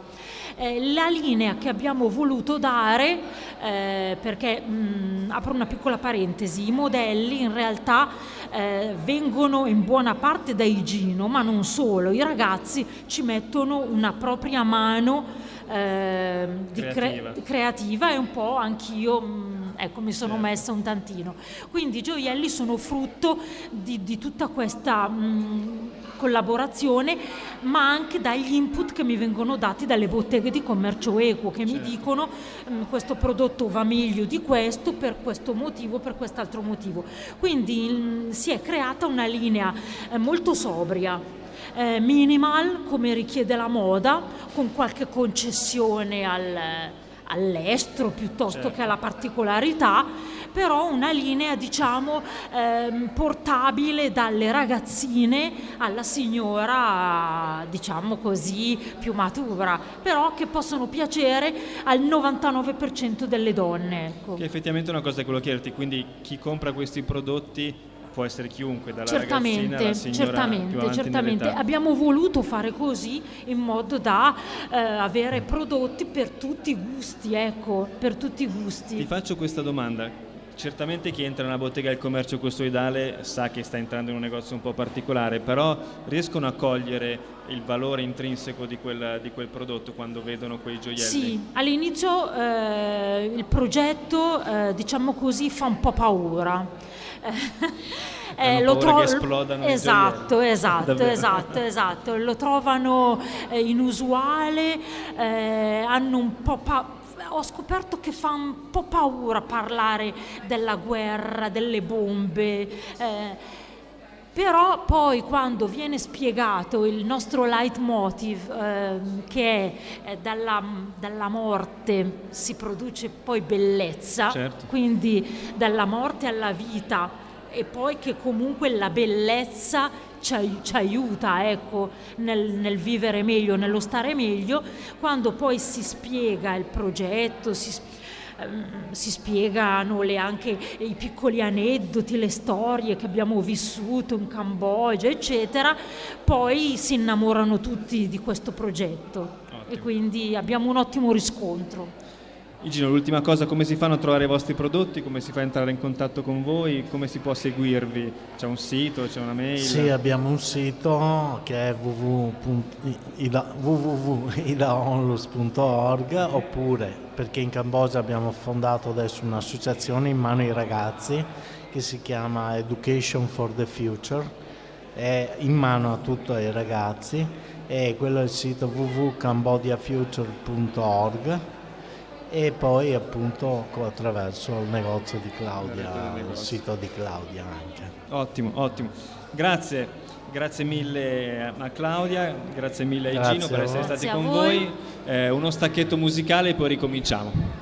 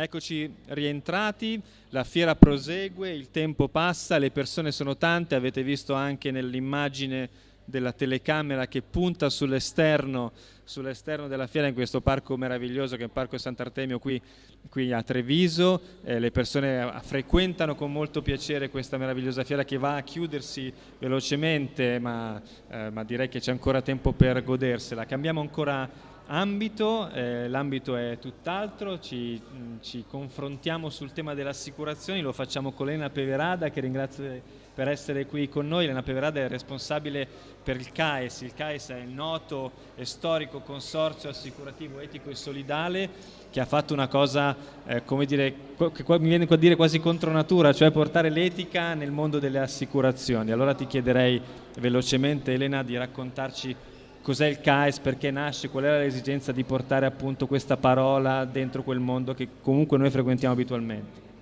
Ciao Pietro, ciao a tutti. Allora, CAES è appunto il Consorzio Assicurativo Etico e Solidale e nasce proprio con l'obiettivo di portare il mondo l'etica all'interno del mondo delle assicurazioni, e nasce fondamentalmente come primo esperimento di gruppo di acquisto dal punto di vista assicurativo. Quindi diciamo che nasce proprio come volontà di un agente assicurativo anni fa di orientare appunto tutto il suo lavoro in un'ottica più etica, quindi cercando di applicare quelli che sono i principi dell'economia solidale all'interno del mondo assicurativo. Cos'è che c'è di non etico nel mondo assicurativo? Quindi quali sono i principi che ci servono? Allora, diciamo che sicuramente serve una maggiore attenzione al cliente e a quelle che sono le sue reali esigenze. Tante volte infatti si tende in generale a proporre un prodotto giusto perché lo si deve vendere, lo si vuole vendere, perché si vuole far provvigioni. In realtà è fondamentale appunto concentrarsi su quelle che sono le esigenze reali, capire anche il tipo di cliente, per cui ad esempio noi che siamo molto attenti al terzo settore, al settore non profit, siamo attenti alle esigenze delle associazioni e delle cooperative, quindi cerchiamo di conoscerle e di capire appunto per che cosa hanno bisogno di assicurarsi, quindi partiamo da questo come obiettivo. Questa è una cosa da spiegare molto bene. Tra le cose che fate, voi soprattutto vi rivolgete appunto al mondo del terzo settore con prodotti specifici, perché evidentemente le botteghe del commercio equo, le banche del tempo e tanti altri soggetti hanno le associazioni di volontariato hanno una loro esigenza particolare. Che prodotti avete per loro?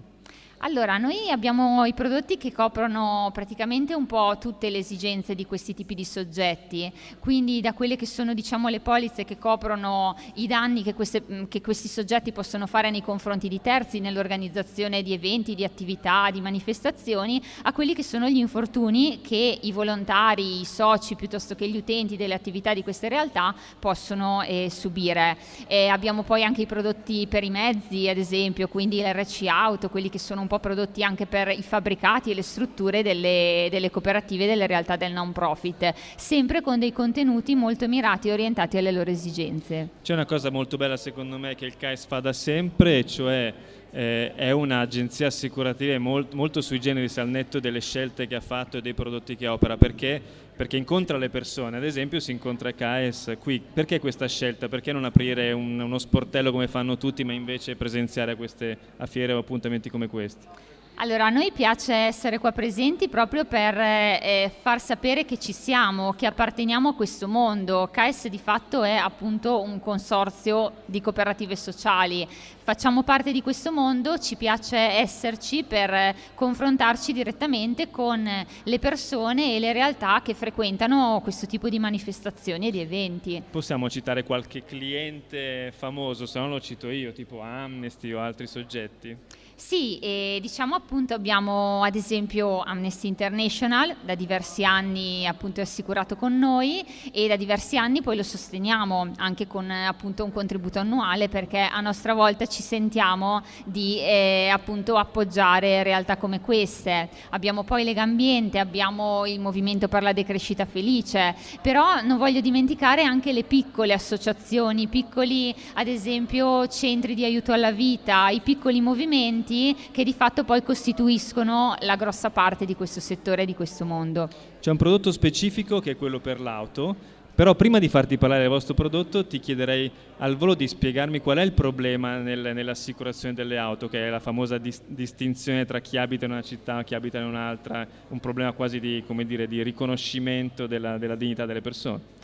Sì, allora diciamo che nel mondo dell'RC Auto succede che in Italia soprattutto chi vive al nord ha generalmente delle tariffe più basse, chi vive al sud invece a parità di caratteristiche si ritrova a dover pagare uguale, molto di non più. fa incidente allo stesso modo. Esatto, età, tutta una serie di altri requisiti e quindi diciamo che questa è una grossa discriminazione secondo noi, per cui ecco, in questo ambito possiamo dire che non c'è una vera mutualità e non c'è una vera attenzione anche alle diverse situazioni. E per questo è nata Ethicar. Esatto, allora Ethicar è di fatto un prodotto RC Auto orientato soprattutto al mondo dei gruppi di acquisto solidale e le caratteristiche fondamentali sono appunto, la principale diciamo, quella di cercare di ridurre le differenze tariffarie esistenti tra un territorio e l'altro, quindi noi facciamo in modo che a parità di premi presenti sul mercato, gli sconti che vengano applicati facciano in modo di garantire la massima, diciamo,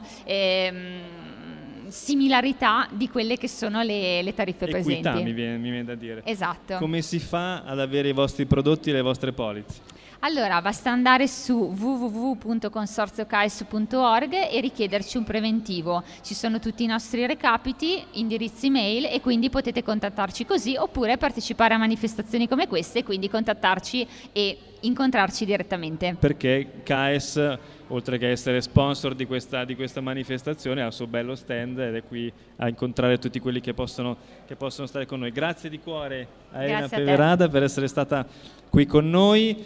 Come vedete si possono applicare i principi dell'economia solidale, della solidarietà, della giustizia e dell'equità davvero dappertutto, e soprattutto esperienze di questo tipo non sono come si dice oggi delle start-up, ma sono realtà strutturate che hanno una loro storia, una loro casistica e hanno qualcosa da insegnare veramente, veramente a tanti.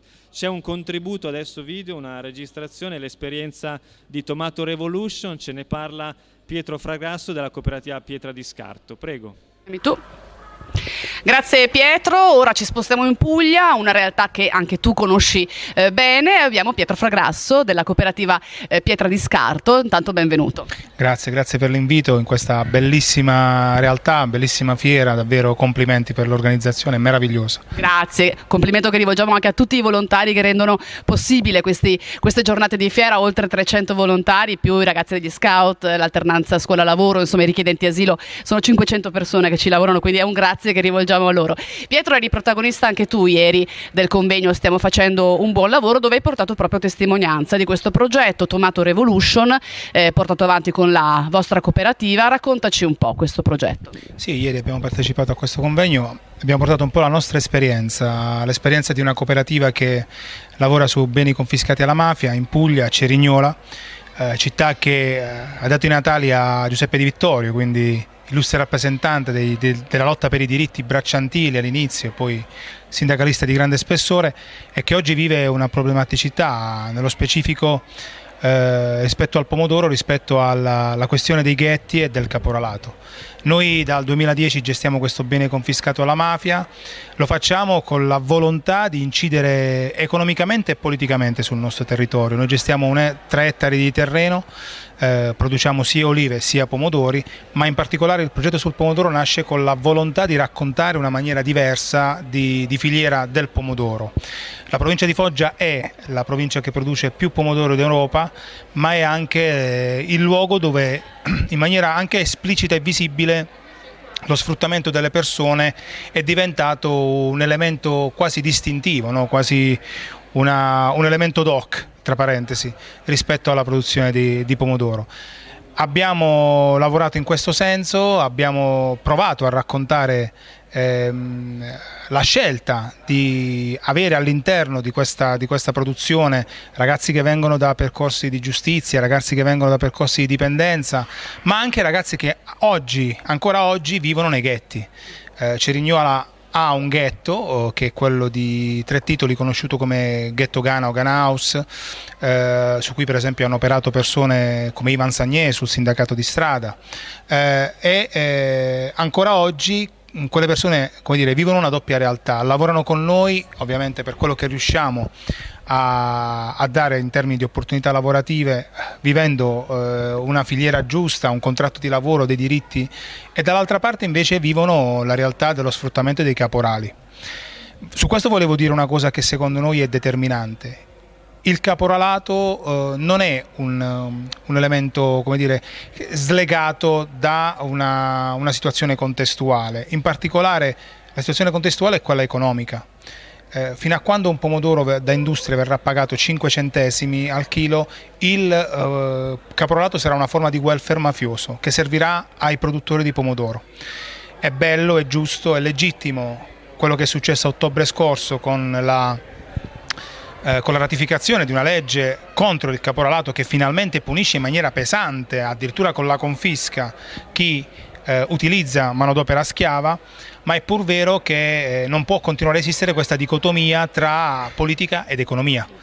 E quindi le mafie non fanno altro che intercettare un'esigenza, che è quella dei produttori, e paradossalmente il margine si crea sugli schiavi, non sui pomodori, cioè come se noi piantassimo schiavi invece di piantare pomodori. Senti Pietro, il vostro pomodoro poi nel progetto Tomato Revolution viene commercializzato anche da altro mercato, e quindi questo vi aiuta, parlando di dicotomia tra politica ed economia.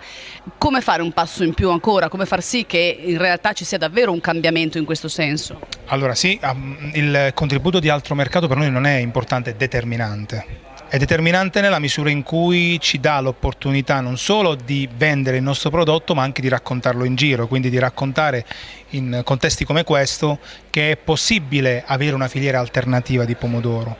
Ma la filiera di pomodoro alternativa è possibile se scatta anche un livello di consapevolezza da parte dei consumatori, perché chiaramente la nostra passata costa di più. Attenzione, di più rispetto a come normalmente si concepisce il costo di una passata. Pagare una passata 50-70 centesimi è di fatto la rappresentazione più palese della follia che il mercato ci impone. quei soldi che noi risparmiamo li sta pagando qualcun altro, e quel qualcun altro è esattamente la stessa persona che quando vediamo riprese in televisione, quando vediamo buttata su un campo a lavorare da sole a sole come facevano gli antichi braccianti, cioè la giornata che comincia quando il sole sorge fino a quando il sole finisce, pagati 2,50 € a cassone, quindi a cottimo, in una maniera assurda, con l'obbligo di consumare tutti i servizi che dà il caporale, l'acqua, il cibo, e quindi togliendo sostanzialmente soldi, noi consapevolmente o inconsapevolmente come consumatori andiamo a sovvenzionare questo tipo di filiera. Quindi la cosa che dico è: leggete le etichette e comprendete l'importanza che un prodotto come il pomodoro ha per l'economia locale, e soprattutto non esiste una passata a 50 centesimi, non esiste una passata a 70 centesimi, perché, ripeto, la sta pagando qualcun altro.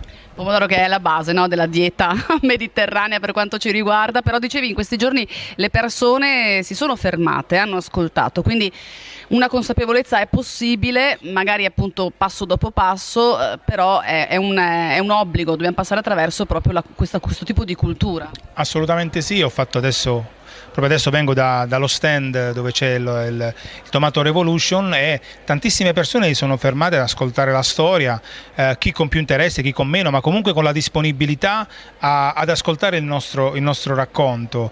Ci tenevo poi a sottolineare un'altra cosa: il bene confiscato che noi gestiamo, stavo dicendo il nostro, ma in realtà lo dico in senso lato, perché ricordo sempre che i beni confiscati alle mafie sono beni di proprietà pubblica, non privata di chi li gestisce, quindi ciascuno delle persone che ci sta ascoltando in questo momento, ci sta vedendo in questo momento, sappia che il laboratorio Marcone, che è il nome che noi abbiamo dato al bene confiscato, è di propria proprietà, gli appartiene come tutti i beni confiscati in Italia.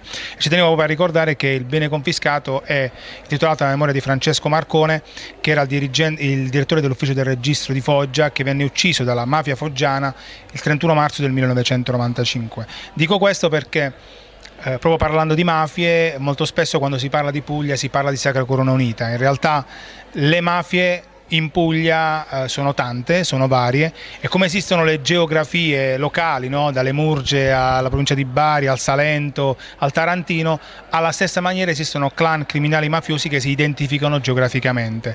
Quindi anche su questo è necessario avere consapevolezza, perché fa parte, per quanto ci riguarda, del senso di quello che facciamo. Assolutamente, e fa parte di un senso italiano, non pensiamo che siano storie così distanti. In Veneto ci sono circa 200 beni confiscati alla mafia, 7 in provincia di Treviso, possono sembrare numeri più piccoli, ma è una realtà che non ci è così distante. Grazie Pietro, davvero, buon rientro, in bocca al lupo per tutto il vostro progetto e per il vostro lavoro, e alla prossima occasione. Alla prossima. Grazie a tutti, e continuiamo a fare questi passi 4+4+4 verso un mondo migliore. E ci porteranno lontano. Grazie ancora Pietro, ti restituisco la linea. Eccoci rientrati, grazie a Pietro Fragrasso della cooperativa Pietra di Scarto, la cooperativa pugliese, che ci ha raccontato delle esperienze di Tomato Revolution. Fra poco inizieranno le campagne di raccolta dei pomodori, le problematiche del lavoro di quelle terre sono ben note. Ancora una volta ci ribadiscono che vi è più l'economia solidale serve a risolvere problemi che non sono lontani da noi, ma che ci abbiamo sotto casa. E ancora una volta questo sta a dimostrare come le scelte quotidiane, banali, di consumo hanno in realtà una grandissima responsabilità, anche un grandissimo potenziale, per cui si possono fare grandi cose anche semplicemente scegliendo un prodotto e non scegliendone un altro. Prima del prossimo ospite facciamo uno stacco musicale, guardiamo come sta andando la fiera, che si riempie sempre di più fino alle 19 di oggi per gli espositori, alle 21 per la ristorazione, e poi torniamo.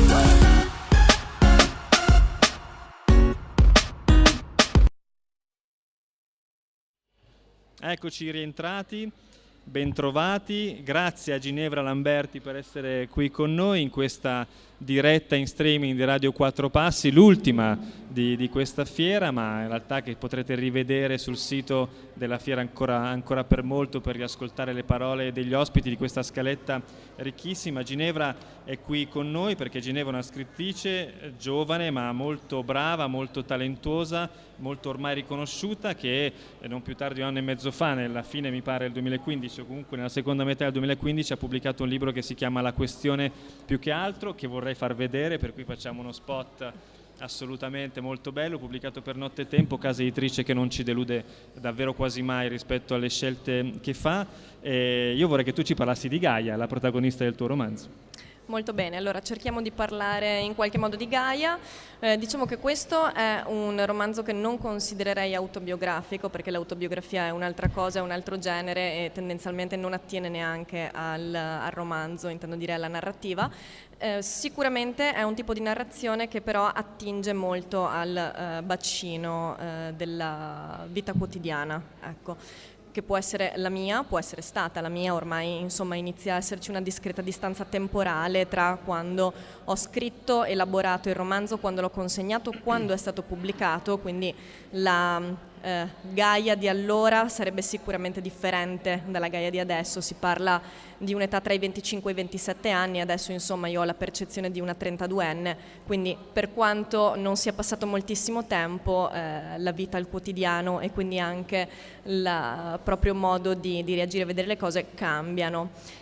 Quindi sì, c'è della visione autobiografica, ma questo non riguarda necessariamente solo il vissuto personale, ma riguarda anche molto più semplicemente ciò che si vede, viene filtrato attraverso il proprio sguardo, ma anche le esperienze altrui, quelle di amici, conoscenti, cari, congiunti, che comunque all'epoca vivevano magari situazioni analoghe. Di quali situazioni stiamo parlando? Stiamo parlando di quotidiane difficoltà, se vogliamo definirle così, di lavoro senza ombra di dubbio, poi eventualmente ne parleremo un pochino meglio, non necessariamente di precariato come macro tema politico, ma di lavoro sì, e il tutto cerca di essere quanto più possibile filtrato attraverso l'umorismo.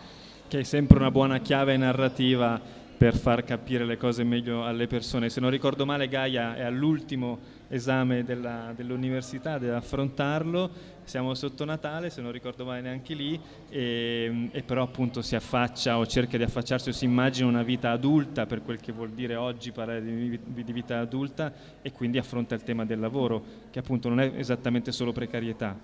Sì, esattamente. La storia si svolge a ridosso della laurea, quindi appunto con questo ultimo esame sospeso e perciò una fase, se vogliamo, un pochino più ludica perché è quella ancora studentesca, e quello che viene dopo, quindi la fase della ricerca del lavoro, il momento in cui si esce di casa per appunto cercare di concretizzare qualcosa, e il momento in cui comunque inizi ad avere quel tipo di età tale per cui sei giovane, ma è facile che le cose intorno a te possano iniziare ad avere delle crepe più o meno grandi, perché comunque i genitori iniziano ad avere un'età, perché magari qualcuno si ammala, perché improvvisamente ti ritrovi ad essere un quasi trentenne che non ha gli strumenti per poter gestire questo tipo di situazione, non perché tu sia uno sprovveduto, ma perché non hai gli strumenti pratici per poter essere effettivamente parte adulta e quindi aiuto, o ti senti così,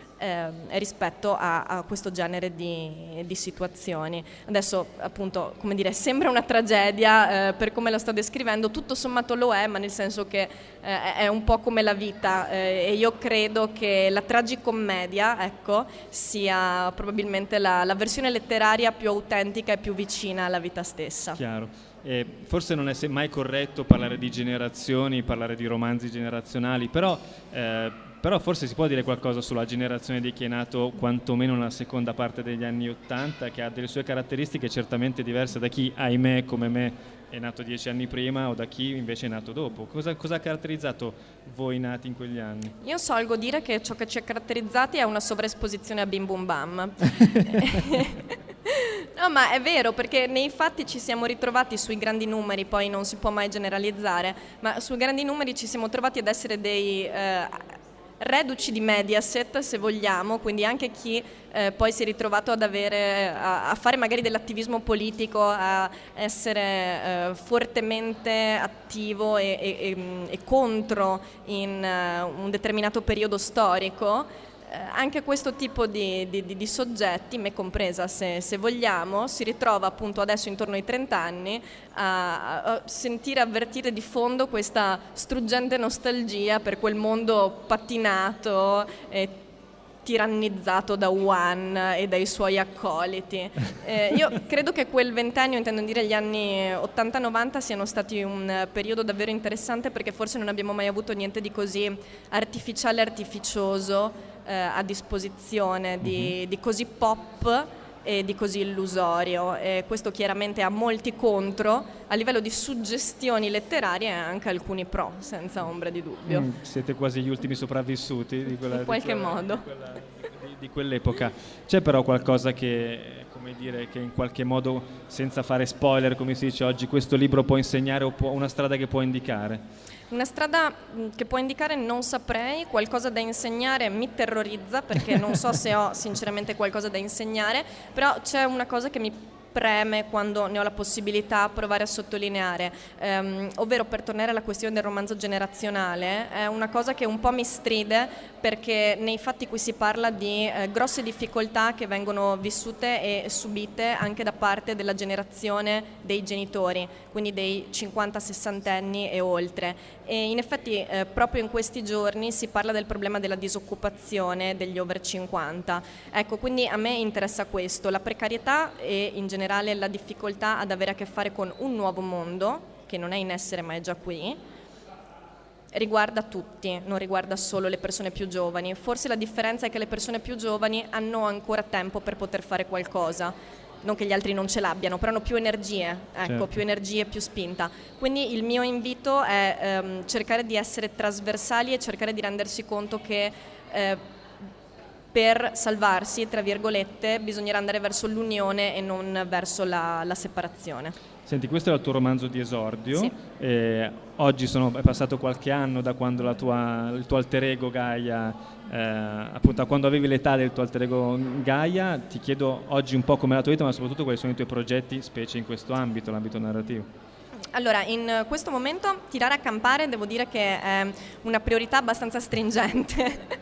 No, fortunatamente il libro è andato molto bene, quindi c'è questa onda lunga di promozione che non mi aspettavo neanche. A fine agosto il romanzo uscirà tradotto in Francia, quindi comunque avrà una nuova vita e un nuovo percorso da fare. Questo in qualche modo, come dire, mi dice bene, perché mi dà ulteriore tempo e spazio per poter riflettere bene su cos'altro fare. Ecco, io credo che la scrittura abbia bisogno di tempo e di riflessione, quindi sto cercando di non mettermi troppa fretta, anche perché in questo libro fondamentalmente io dico di averci messo 4 anni, ma nei fatti ce ne ho messi 29 e quindi adesso avevi le chiare sin da subito a questo punto. Ci ho riflettuto parecchio, per così dire, e quindi adesso è il momento di ricostruirsi un immaginario, e chiaramente questo necessiterà di tempo. Chiaro, anche perché, se posso, forse le persone che campano solo scrivendo libri in Italia quantomeno si contano su un paio di mani e non di più, per cui ti tocca fare anche qualcos'altro. Sì, e credo che, non direi neanche tanto mi tocca, perché tutto sommato mi rendo conto che ho bisogno di fare qualcos'altro, quindi in ogni caso mi dice bene anche in questo caso, perché non vivo più di sicuro la situazione con frustrazione. E mi rendo conto che spesso, ecco, io posso fare coming out molto volentieri,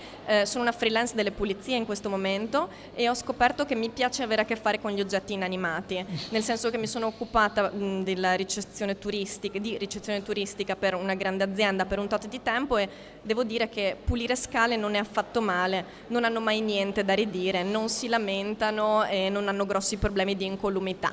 Quindi ecco, oltretutto fare un lavoro pratico pratico ti dà modo di pensare. Vuol dire che le scale o gli oggetti inanimati saranno oggetto del tuo prossimo romanzo, è molto probabile, va bene. Grazie di cuore davvero a Ginevra Lamberti per essere stata con noi. Ribadisco la questione più che altro, Nottetempo Edizioni, trovatelo in tutte le librerie, compratelo online, ma soprattutto nelle librerie indipendenti, e attendiamo speranzosi e con impazienza il tuo prossimo lavoro. Grazie. Ginevra, grazie mille.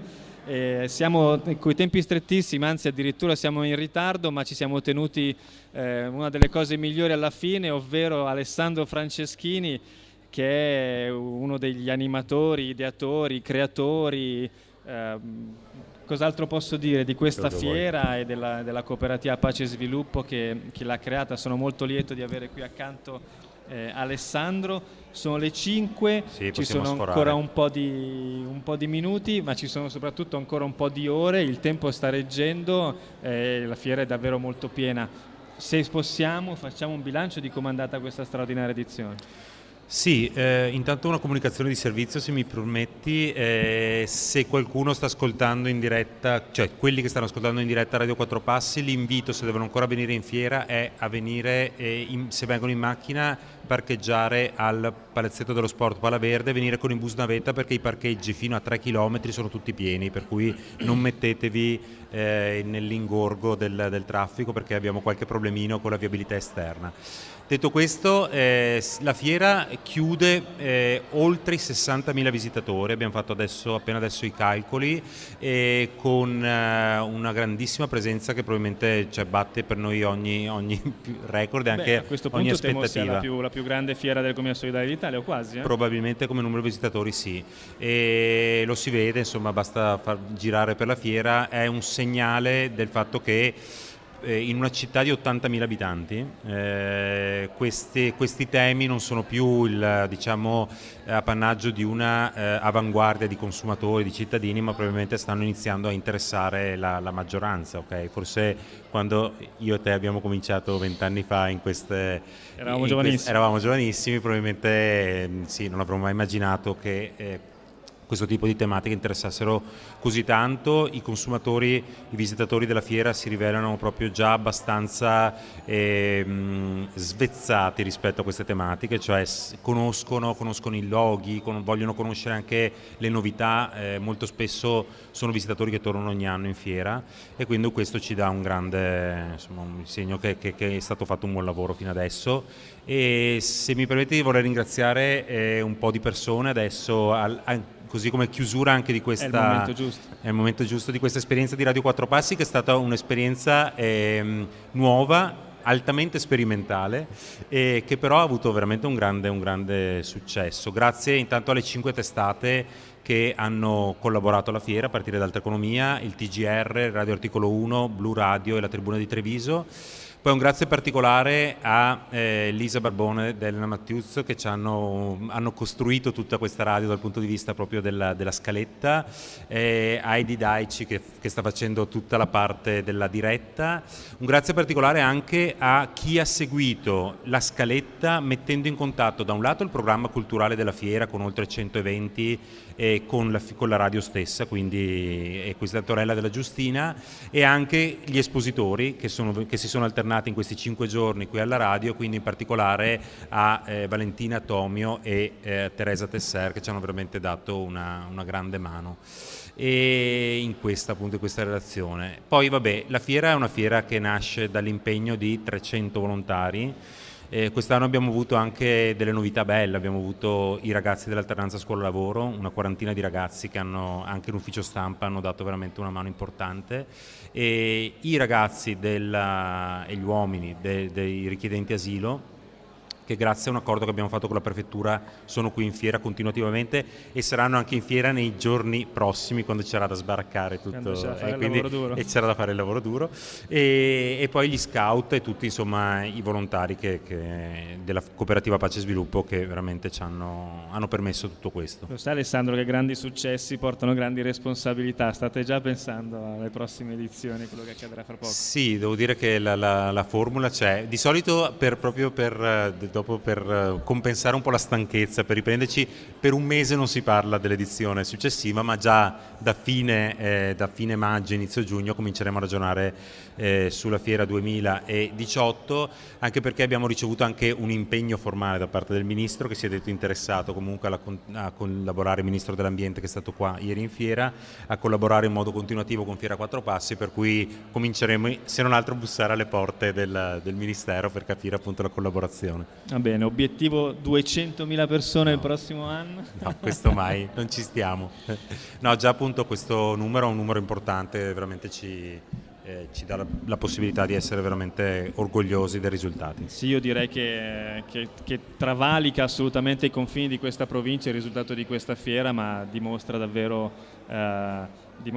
che a livello nazionale si possono fare cose molto interessanti, molto profonde, coerenti e continuative come quella che state facendo voi.